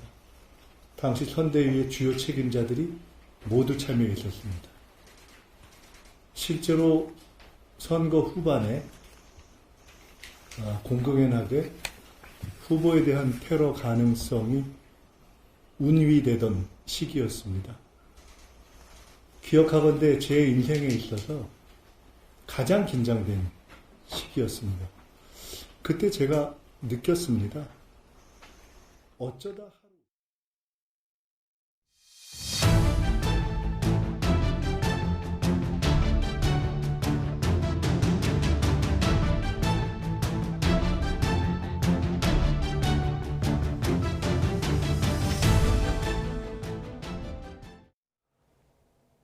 한덕수 전 국무총리의 내란 방조 혐의 사건 1심 선고가 내일 나옵니다. 한 전 총리의 선고 공파된 윤석열 전 대통령과 마찬가지로 실시간 중계될 예정입니다. 안동준 기자입니다. 내란 방조 등 혐의를 받는 한덕수 전 국무총리가 1심 선고를 앞두고 있습니다. 지난해 9월 시작된 첫 재판 이후 약 넉 달 만입니다. 선고 공판이 진행되는 법정 모습은 생중계를 통해 일반에 실시간으로 공개됩니다. 윤석열 전 대통령의 체포방해 재판 이후 두 번째로 특검이 기소한 사건 선고가 생중계됩니다. 이번 재판에서는 한 전 총리가 받는 크게 세 가지 혐의에 대한 법원의 판단이 이뤄집니다. 먼저 국무총리로서 대통령의 자의적 권한남용을 견제할 의무가 있음에도 비상계엄 선포를 막지 않고 방조한 혐의입니다. 또 최초 계엄 선포문의 법률적 결함을 보완하기 위해 사후 계엄 선포문에 서명한 뒤 폐기를 지시한 혐의도 받습니다. 지난해 윤 전 대통령의 헌법재판소 탄핵 심판에서 계엄 선포문을 인식하지 못했다며 위증한 혐의도 포함됩니다. 사후 계엄 선포문 작성과 폐기는 앞서 윤 전 대통령 재판에서 유죄로 인정된 만큼 비슷한 판단이 나올 가능성이 큽니다. 한 전 총리는 수사 단계부터 위증 혐의를 인정하고 있지만 내란 혐의에 대해서는 강하게 부인하고 있습니다. 비록 비상계엄을 막지 못했지만 비상계엄에 찬성하거나 비상계엄을 도우려 한 일은 결단코 없습니다. 특검은 앞서 한 전 총리에게 징역 15년을 구형했습니다. 선고량을 고려한다는 특검의 실질 구형 방침도 두 번째 시험대에 오릅니다. YTN 안동준입니다. 네, 이처럼 내일 선고를 앞두고 있는 한덕수 전 총리의 재판에선 그동안 공소장 변경부터 감치소동까지 많은 일이 벌어졌습니다. 진행 과정이 순탄치만은 않았지만 내란 재판 가운데 가장 빠른 1심 선고가 이뤄지게 됐습니다. 권준수 기자입니다. 한덕수 전 국무총리 사건을 맡은 서울중앙지방법원 형사합의 33부의 재판장 이진관 부장판사는 속전속결 심리를 진행해왔습니다. 재판을 시작한 지 약 한 달 만에 특검에 공소장 변경을 요청한 게 대표적입니다.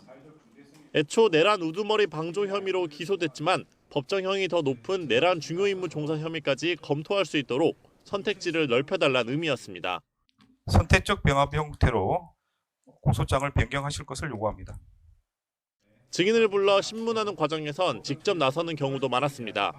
내용이 길어지면 중간에 말을 자르고 답변이 애매하면 되묻기도 했습니다. 이 때문에 시원시원하다는 긍정적인 평가가 나오기도 했지만 윤석열이 비상계엄 선포를 위해서 가는구나 알았었다면 법적인 의무가 있는지 없는지를 떠나서 국무위원회에서 그걸 말려야 되는 거 아닙니까? 일각에서는 재판부가 예단을 가진 것처럼 비칠 수 있는 발언은 자제해야 한다는 비판도 제기됐습니다. 빠르게 재판을 진행해 나가는 과정에서 진통도 적지 않았습니다. 증인 선서를 거부한 이상민 전 행정안전부 장관에게 즉시 과태료 처분을 내렸을 당시엔 날선 반응이 오갔고 모든 분들은 선서를 하셔야 됩니다. 그것은 이제 해석 나름일 것 같습니다. 그러면 제재를 가하겠습니다. 김용현 전 국방부 장관이 증인으로 나왔을 땐 변호인이 발언권을 얻지 않고 이의를 제기하자 법정에서 감치 소동이 벌어지기도 했습니다. 네, 퇴정하십시오. 지금 명합니다. 지금 하시면 감시합니다. 윤석열 전 대통령이 증인 출석을 거부했을 때도 과태료 500만 원과 구인영장을 발부한 이 재판장은 원칙주의자로 평가받는데 사실상 사법부의 첫 내란 사건 판단을 어떻게 매듭지었을지 주목됩니다. YTN 권준수입니다. 지난해 헌법재판소는 한덕수 전 총리가 비상계엄을 묵인하거나 방조했다고 볼 증거가 없다고 보고 탄핵을 기각했습니다. 특검은 그때와는 상황이 다르다며 한 전 총리를 내란 가담자로 보고 있는데 법원의 판단은 어떨까요? 이어서 임예진 기자입니다. 한덕수 전 국무총리가 헌법재판소 탄핵 심판대에 서게 된 건 2024년 12월 27일 윤석열 전 대통령 탄핵 소추로 대통령 권한대행을 맡은 지 불과 13일 만입니다. 헌법재판관 임명을 미루고 윤 전 대통령의 비상계엄 선포를 묵인하거나 방조해 헌법과 법률을 위배했던 건데 당시 헌법재판관 다수는 한 전 총리 손을 들어줬습니다. 비상계엄 선포 직전 한 전 총리의 국무회의 소집 건의를 계엄의 정당성을 부여하기 위한 적극적인 행위로 보기 어렵다고 판단한 겁니다. 하지만 특검 시각은 다릅니다. 특검은 한 전 총리를 비상계엄 해제를 고의로 지연시키고 사후 계엄 선포문 작성과 폐기에 관여한 내란 가담자로 결론 내렸습니다. 위법성을 충분히 인지하고도 계엄이 성공할 거라고 생각해 협조했던 겁니다. 12.3 비상계엄도 기존의 친위 쿠데타와 같이 성공할 것이라는 생각에서 비롯된 것으로 사료됩니다. 특히 사후 계엄 선포문에 주목했습니다. 계엄 사흘 뒤 서명한 문서를 계엄 선포 전에 쓴 것처럼 꾸며 절차적 정당성을 확보하려 했고 수사가 본격화되면서 문제가 될 것 같자 파기하도록 지시했다고 적시했습니다. 이와 관련해 지난주 윤 전 대통령 재판에서는 사후 부서한 계엄 선포문을 허위 공문서로 인정해 유죄로 판단하면서 한 전 총리도 공무관계로 봤습니다.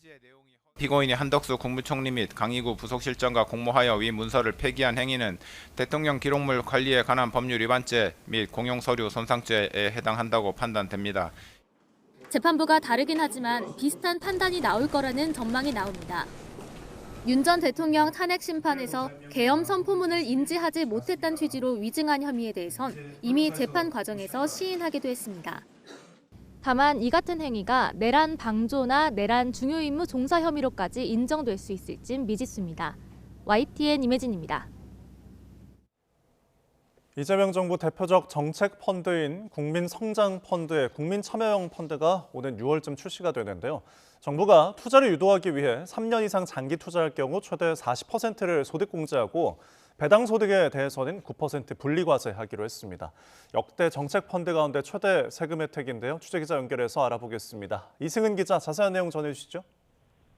네, 국민참여형 국민성장펀드는 오는 6월이나 7월에 6천억 원 규모로 출시됩니다.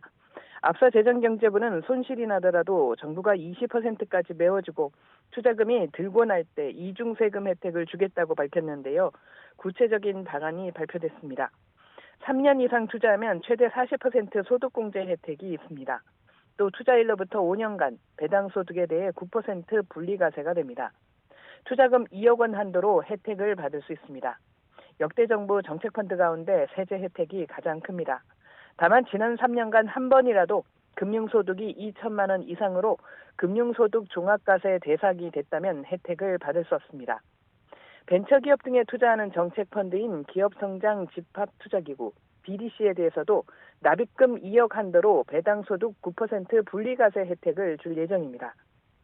전문가들은 절세 펀드가 부족한 상황에서 장기 투자로 자산 형성을 돕는 건 바람직한 방향이지만 손실에 국민 세금이 투입되는 만큼 근본적인 건 기업의 성장 유도라고 강조합니다. 재경부는 국내 시장 복귀 계좌, RIA 혜택과 관련해서는 올해 1분기 복귀하면 매도 금액 5천만 원까지 양도소득세 100%를, 2분기 복귀하면 80%를, 하반기에는 50% 비과세하는 방안을 확정했습니다. 복귀한 투자금은 국내 상장 주식과 국내 주식형 펀드 등에 자유롭게 투자할 수 있지만 일반 계좌에서 해외 주식을 사면 해당 금액에 비례해 소득공제 혜택이 줄어듭니다. 세제 혜택만 노리고 자금 돌려막기로 해외 주식에 다시 투자하는 꼼수를 차단하기 위한 방안입니다. 개인 투자자용 한해지 상품에 투자하는 경우 투자액의 5%를 공제 한도 500만 원 안에서 해외 주식 양도소득에서 공제하게 됩니다. 해외 주식 복귀나 한해지 상품 가입 시 혜택은 올해만 한시적으로 적용됩니다. 지금까지 YTN 이승은입니다.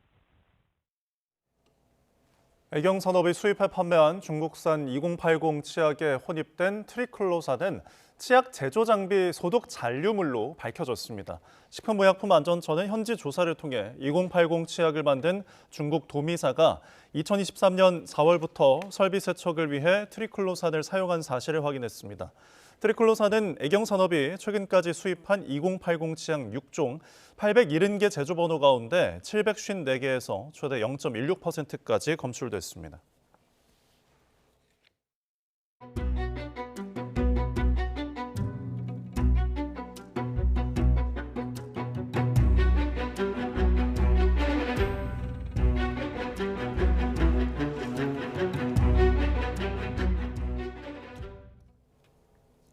오늘 북극 한기의 영향으로 서울 등 내륙 기온이 영하 10도 아래로 내려가고 체감온도가 영하 20도에 육박했습니다. 네, 문제는 이번 한파가 단기간에 끝날 것으로 보이지 않는다는 건데요.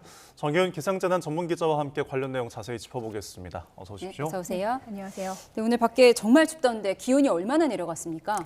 네, 우선 가장 많이 내려갔던 곳이 강원도 지역인데요. 오늘 아침 강원도 양구 해안 산간 지역 기온이 영하 21.2도까지 내려갔고요. 그리고 화천 산해면의 경우는 기온이 더 떨어져서 체감온도 같은 경우가 영하 30도 안팎까지 뚝 떨어졌습니다. 서울도 공식 기온의 경우는 영하 11.8도로 이번 겨울 들어서 가장 낮았고요.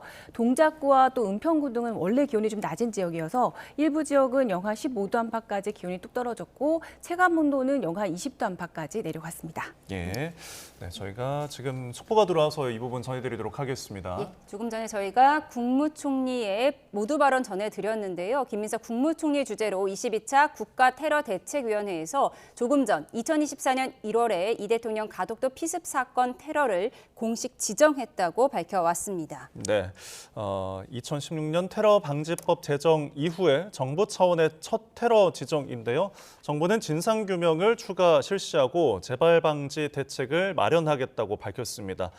김민석 국무총리는 그동안 수사 부실이 있었고 재발 가능성을 없애야 한다면서 2024년 1월에 있었던 이재명 대통령의 가덕도 피습 사건을 테러로 공식 지정했습니다. 예, 앞서 이 대통령은 2024년 1월 부산 가덕도 신공항 부지를 둘러보던 중 60대 남성에게 흉기 공격을 당해 긴급 수술을 받았고 가해자는 살인 미수 등의 죄로 징역 15년이 확정돼서 복역 중입니다. 자세한 소식은 들어오는 대로 추가로 전해드리겠습니다. 네, 한파 대담을 저희가 좀 더 이어가도록 하겠습니다. 보통 우리나라는 일주일 동안 이제 3일이 좀 춥고 4일은 이제 덜 추운 이런 사만사온인데 이번에는 일주일 내내 좀 영하 10도의 그 추위가 계속된다고요? 네, 맞습니다. 우선 이제 오늘도 좀 추웠지만 앞으로 한 2, 3일 정도는 날씨가 좀 점점 더 추워지면서 이번 한파가 좀 절정을 이룰 것으로 예상이 됩니다. 서울 아침 기온이 내일이 지금 영하 13도, 그리고 이 목요일인 이 모레가 지금 영하 14도로 좀 예고가 되어 있거든요. 이번 겨울 들어서 가장 추운 날씨가 앞으로 한 이틀 정도 더 이어진다, 이렇게 좀 생각을 해주셔야 되겠고요. 체감 온도 같은 경우에 아침에 영하 20도, 서울을 기준으로 해서 20도 정도가 좀 오르내릴 걸로 예상이 됩니다. 그리고 이 한낮 같은 경우에도 체감 온도가 영하 10도를 좀 오르내리기 때문에 강추위에 좀 대비를 해주셔야 되겠고요. 이후에 영하 10도 안팎의 추위가 일요일까지는 좀 계속 일주일 정도 이어진다고 봐주셔야 되겠고 한파 수준의 심한 추위가 일주일 이어진 뒤에 이 다음 주에도 이 중반까지는 서울 아침 기온이 영하 7, 8도 수준이고요. 그리고 한낮에도 영하권에 머물기 때문에 춥다라고 생각을 해주셔야 됩니다. 뭐 이렇게 본다면 이번 추위가 한 열흘가량 지속할 가능성이 좀 커지는 셈입니다. 예, 최근에는 뭐 추위가 며칠 가다가 또 풀어지고 했는데 이번에 유난히 이 극심한 추위가 오래가는 이유가 있을까요? 네, 보통 이렇게 이 한파가 일주일 이상 길게 이어질 때는 북극 한기의 영향이 더해지는 경우가 많습니다. 여기에 그리고 한파가 내려올 때 대기 흐름을 이 상하층으로 가득 메운 이 커다란 이 기압의 벽이 이 한쪽에 서 있기 때문에 이 대기 흐름이 원활하지 못해서 이 한기가 빠져나가지 못하기 때문에 이 한파가 장기화되는 경우가 많습니다. 이번에도 좀 비슷한데요. 이 화면을 좀 확인을 해보시죠. 네, 최근 이 북극의 찬 공기를 감싸고 있던 이 제트 기류가 힘을 잃고 이제 중위도 부근까지 내려왔습니다. 지금 보시면 이 시베리아 부근까지 한기가 남아 있고요. 그리고 이 부근에 이 대륙 고기압이 형성이 되면서 이 찬 공기가 우리나라 북서쪽으로 지속해서 좀 내려오고 있는 상황입니다. 그리고 이 한반도 동쪽으로 지금 보시면요, 저기압이 형성이 되면서 거대한 이 고기압 등이 형성돼 있습니다. 마치 이 성벽처럼 버티고 있는 상황이거든요. 원래 이 찬 공기가 지금 한반도 서쪽에서 동쪽으로 지금 흘러가야 되는 상황인데 이 기압의 벽에 막혀서 빠져나가지 못하고 있기 때문에 한반도 상공으로 지금 정체가 계속되고 있는 상황입니다. 상하층으로 지금 한기가 계속해서 좀 축적이 되고 있는 상황이기 때문에 마치 우리나라 상층으로 이 한기 감옥처럼 장기간 이 한기가 빠져나가지 못하고 쌓이기만 하고 있는 상황입니다. 네. 이렇게 북극 한기가 내려오는 거라면 우리나라뿐만 아니라 좀 다른 지역에도 영향을 좀 받는 건가요? 네, 맞습니다. 일단 우리나라 먼저 좀 설명을 드리면 올해 좀 겨울에 느끼셨을지 모르겠지만 기온이 계속 좀 들쭉날쭉 계속 기온 변화가 좀 컸습니다. 그리고 주기적으로 눈이 내리는 날도 많았고요. 이 롤러코스터 같은 이 날씨가 이어진다 뭐 이런 뉴스도 많았잖아요. 이게 모두 이 북쪽의 한기가 지금 주기적으로 남아있기 때문에 이런 날씨가 나타났습니다.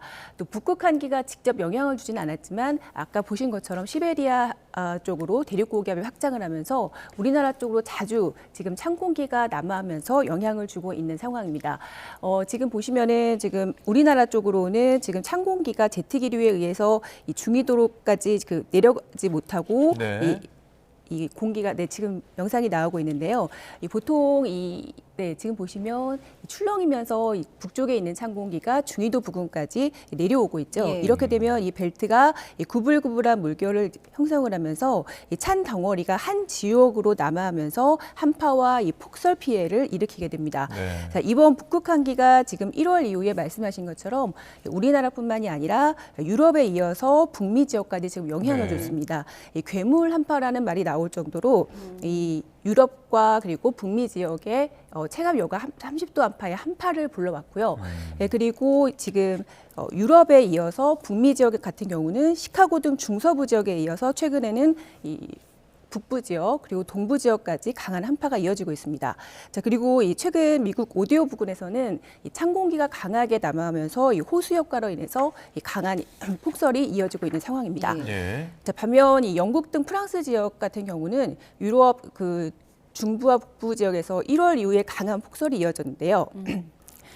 최근에는 이 한파의 고비가 좀 지났다고 분석을 하고 있습니다. 그래서 온화한 이 남서류가 유입되고 있기 때문에 이 절정기는 일단 지났다고 보여집니다. 하지만 이 한반도를 포함한 이 동아시아 지역은 이제부터 이 한파가 시작인데요. 우리나라 같은 경우는 오늘부터 이 한파가 시작이 된 상황이고요. 최근 이 중국도 북부에서 남부로 이 한파가 좀 확대를 하고 있는 상황입니다. 그리고 일본도 현재 강한 한파가 예고돼 있습니다. 자, 전문가 인터뷰 한번 들어보시죠.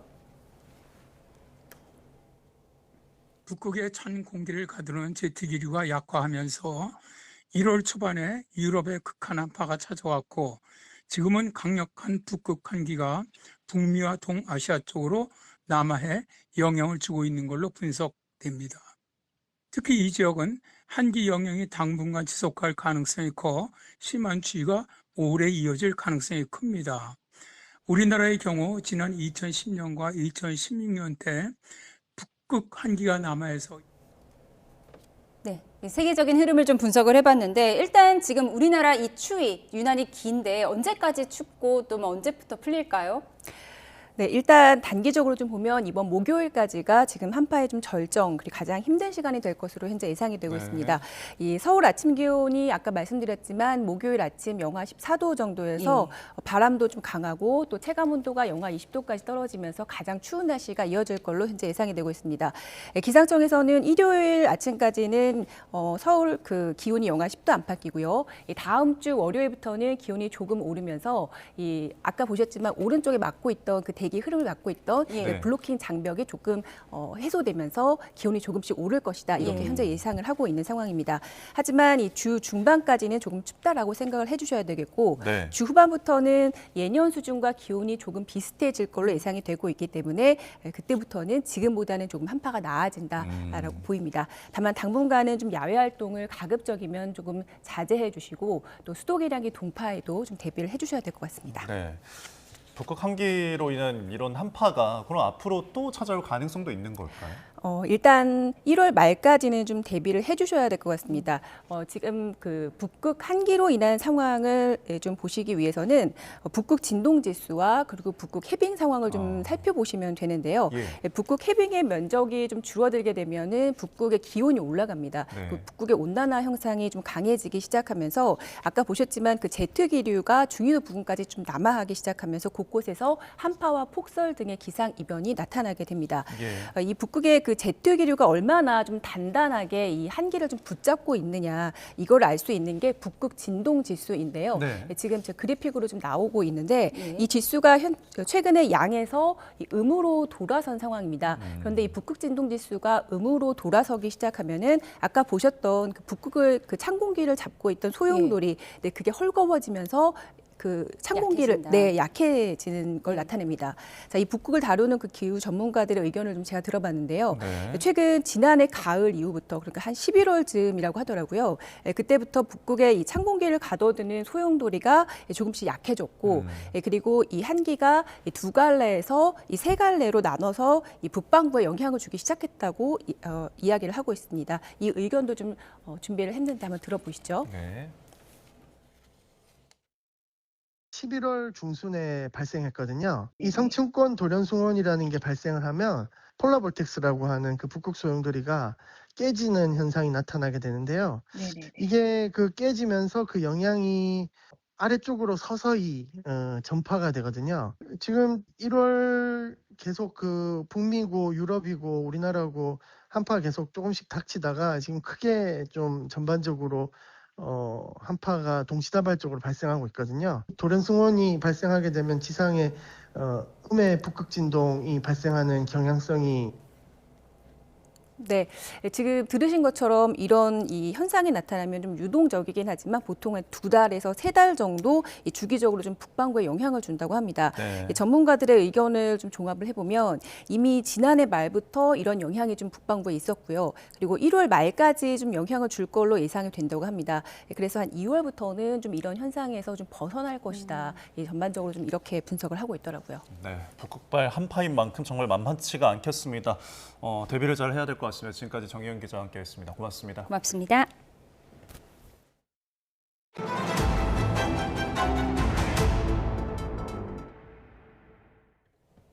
미국 북동부 미시간주의 고속도로에서 폭설 속에 차량 100여 대가 연쇄 추돌하거나 미끄러졌습니다. 미국 곳곳엔 강한 한파 또는 겨울 폭풍 경보가 발령됐습니다. 김종욱 기자입니다. 앞이 제대로 보이지 않는 눈발 속에 갈 길을 잃은 자동차들. 앞뒤로 부딪히고 미끄러져 길가 눈밭에 처박히고 찌그러져 견인되고 대형 트레일러 수십 대를 비롯해 승용차는 물론 경찰 차량까지 꼼짝없이 갇혔습니다. I seen it way ahead and I had to go out. I went off the edge. 미국 북동부 미시간주의 고속도로에서 폭설 속에 차량 100여 대가 연쇄 추돌하거나 미끄러졌습니다. 숨진 사람은 없고 여러 명이 다쳤습니다. 사고를 수습하는 동안 도로는 양방향이 모두 폐쇄됐습니다. 오데오에서 불어닥친 눈이 주 전체를 뒤덮다시피 하면서 벌어진 사고입니다. I can tell you that a couple dozen tractor trailers were involved in this incident, included in the 100 vehicles that were involved. 미국 곳곳엔 대형 겨울 폭풍이 상륙했습니다.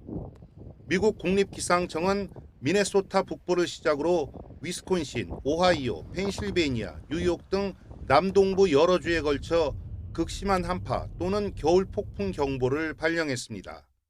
YTN 김종욱입니다. 네, 미국의 황금 시대가 온다고 선언하며 취임했던 트럼프 행정부 2기가 이제 1년을 맞았습니다. 취임 첫날 미국을 최우선시하겠다던 트럼프 대통령은 정말 충실하게 본인의 말을 지키고 있습니다. 지난 1년 기존 세계 질서를 말 그대로 뒤집어 놨다고 해도 과언이 아닌데요.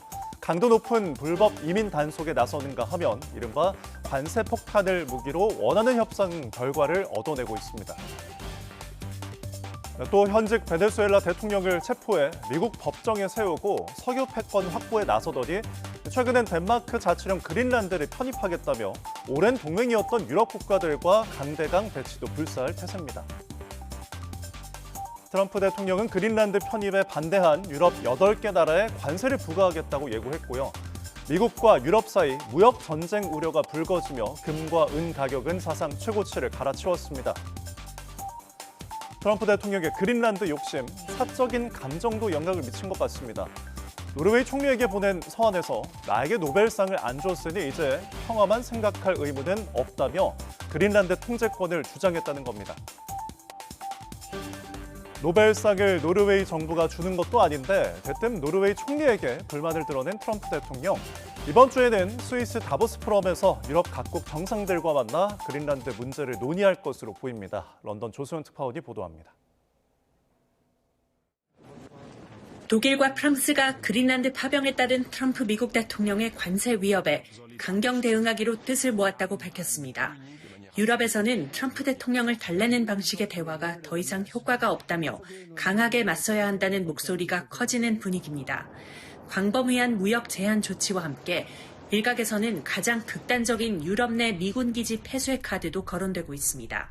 Ich glaube, dass die Europäer jetzt sehen, dass man mit Appeasement der Beschwichtigung von Donald Trump nicht dauerhaft. 반면 영국은 동맹을 관세로 압박하는 건 옳지 않다면서도 보복 조치를 검토할 단계는 아니라며 온도차를 드러냈습니다. A trade war is in no one's interest. The right way to approach an issue of this seriousness is through calm discussion between allies. 유럽 정상들은 이번 주 다보스 포럼을 계기로 트럼프 대통령과 대화할 기회를 모색하고 있습니다. 현지 시간 21일 오후로 예정된 트럼프 대통령의 다보스 연설에 그린란드 문제와 관련해 어떤 내용이 담길지 주목됩니다. EU는 22일에는 긴급 정상회의를 열기로 했는데 다보스 회담 결과를 토대로 방향을 정할 것으로 보입니다. 이런 가운데 러시아는 트럼프 대통령이 러시아의 위협 제거를 명분으로 그린란드를 병합하겠다고 한 데에 대해 우려스러운 정보를 많이 받았다며 상황을 면밀히 분석 중이라고 밝혔습니다.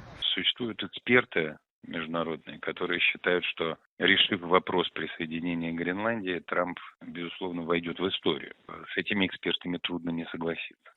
한편 덴마크와 그린란드는 물러설 뜻이 없음을 재확인하면서 나토가 북극 지역에서 더 많은 역할을 해야 한다고 재차 촉구했습니다. 미국과 유럽의 무역 전쟁 우려가 고조되면서 유럽 증시 주요 지수들은 1%대 하락했고 덴마크의 대표 지수 OMXC는 2.73% 급락했습니다. 유럽이 실제로 반격에 나설 경우 경제 안보와 우크라이나 지원 등을 겨냥한 미국의 고강도 보복이 우려돼 유럽의 고심이 깊어지고 있습니다. 런던에서 YTN 조수연입니다. 네, 지난해 10월 프랑스 파리 루브르 박물관에 도둑이 들어 1,000억 원대 보물을 훔쳐가는 사건이 있었죠. 당시 CCTV 영상이 현지 언론을 통해 공개가 됐는데 범행에 걸린 시간은 불과 4분이 채 안 됐습니다. 화면 함께 보시죠. 뒷면으로 얼굴을 가린 절도범이 창문을 넘어오자 방 안에 있던 사람들이 황급히 몸을 피합니다. 전기톱까지 든 절도범이 무작정 안쪽으로 내달리는 사이 헬멧을 쓴 또 다른 절도범도 창문을 넘어 방 안으로 들어옵니다. 박물관을 제 집 안방처럼 뛰어다니던 도둑들, 이 전기톱으로 전시되어 있는 왕실 보물을 꺼내려고 하는데요. 경비 요원들은 멀찍이 떨어져 그 모습을 보고만 있습니다. 손에 무기처럼 쇠봉을 들고 있긴 하지만 주저주저하며 섣불리 다가가진 못하는 모습입니다. 경비 요원 등이 범행을 바라보는 사이 대놓고 전기톱으로 유리를 부수던 절도범들, 마음이 급해졌는지 주먹으로 유리를 내리치기도 하는데 결국 보물을 쓸어 담는 데 성공합니다. 동료 절도범을 돕고 바닥에 떨어뜨린 보물까지 잊지 않고 챙겨갑니다. 범행을 마친 뒤엔 이렇게 창문 밖 사다리차를 타고 내려와 유유히 사라졌습니다. 범행에 걸린 시간은 불과 3분 52초. 경찰은 절도범들이 떠난 지 30초 뒤에 현장에 도착을 했습니다. 마치 영화처럼 범행에 성공했지만 이들은 6일 만에 프랑스 경찰에 붙잡혔습니다. 다만 아직 이들이 훔쳐간 보물은 찾지 못한 상태입니다.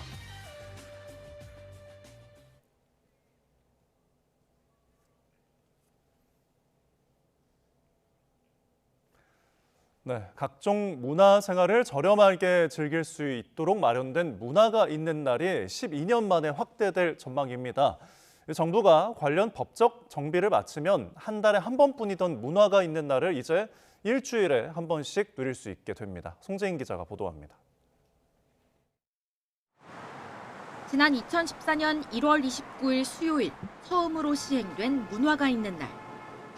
시설마다 커다랗게 내걸린 무료 입장과 할인 지원 안내가 아직은 낯설게만 다가왔습니다. 10여 년이 흘러 어느덧 익숙해진 매월 마지막 주 수요일의 문화 혜택. 달라진 분위기는 수치로도 확인됩니다. 참여 기관이 늘어난 건 물론 28.4%에서 출발한 국민 참여율도 10년 만에 84.7%까지 올랐습니다.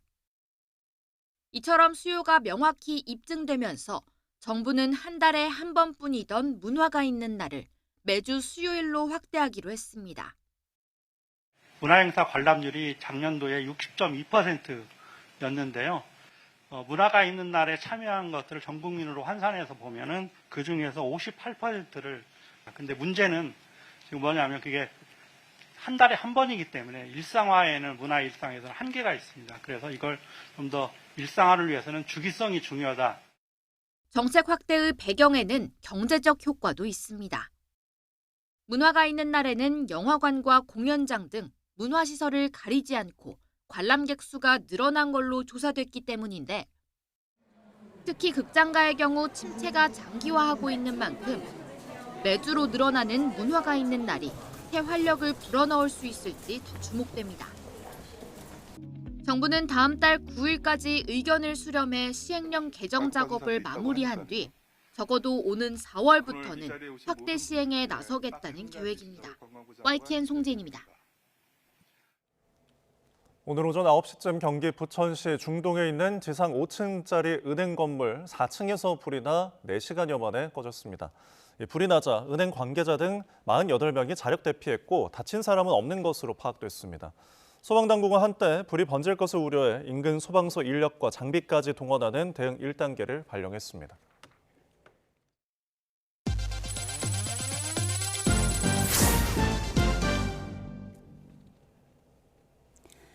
앞으로 모두의 카드, K패스를 더욱 다양한 카드사에서 신청할 수 있게 될 전망입니다. 국토교통부 대도시권광역교통위원회는 모두의 카드 주간 카드사를 7개 추가 선정해 신청 가능한 카드사가 27개로 늘었다고 밝혔습니다. 추가 선정된 7개 주간 카드사 가운데 토스뱅크를 제외한 6개 신규 카드사의 발급은 2월 2일부터 가능합니다.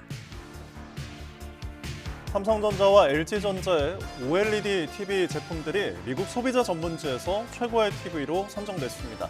미 소비자 전문지 컨슈머 리포트는 최근 발표한 평가에서 삼성전자의 OLED TV 4종과 QLED TV 1종이 밝은 화질과 우수한 음질을 갖춰 호평을 받았다며 최고의 제품으로 꼽았습니다. 현대차 고급 브랜드 제네시스가 다보스 포럼이 열리는 닷새 동안 스위스 다보스에서 고성능 모델인 GV60 마그마와 GMR001 하이퍼카를 전시합니다. GV60 마그마는 제네시스 전동화 모델 가운데 가장 우수한 동력 성능을 갖췄고 GMR001 하이퍼카는 제네시스 마그마 레이싱팀이 올해 실제 경기에 투입할 차량의 디자인 모델입니다. 현대건설이 초대형 전력 구매 계약을 맺고 국내 재생에너지 전력 공급 시장에서의 입지 확대에 나섰습니다.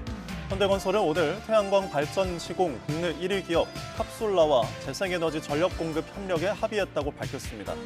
현대건설은 태양광 발전 사업 전력 공급 계약을 2028년 말까지 순차 체결하기로 했는데 탑솔라가 현대건설의 공급 예정인 태양광 전력의 전체 설비 용량은 1.5기가와트로 대형 원전 1기 발전 용량 수준입니다. GS 리테일이 소외계층 아동과 함께하는 무지개 상자 런치 연주회를 진행했습니다. 무지개 상자는 GS 리테일과 희망친구 기아대책이 2005년부터 21년째 이어오고 있는 사회공헌 프로그램으로 문화 소외계층 아동에게 음악 교육을 지원하는 사업입니다.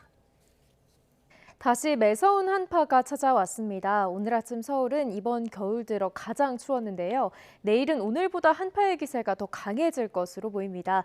내일 서울 아침 기온은 영하 13도로 오늘보다 조금 더 낮겠고요. 한낮에도 영하 5도에 머무는 등 종일 강추위가 이어지겠습니다.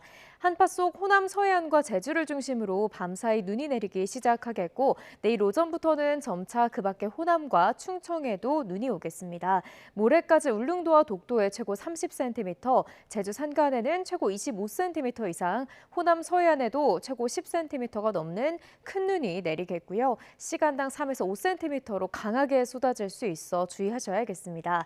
내일 그 밖의 내륙은 대체로 맑겠습니다. 다만 영남을 중심으로는 무척 메마른 날씨가 이어지겠습니다. 내일 아침 기온은 오늘보다 1에서 4도가량 낮겠습니다. 서울 아침 기온 영하 13도, 춘천 영하 15도, 대전은 영하 11도까지 떨어지겠습니다.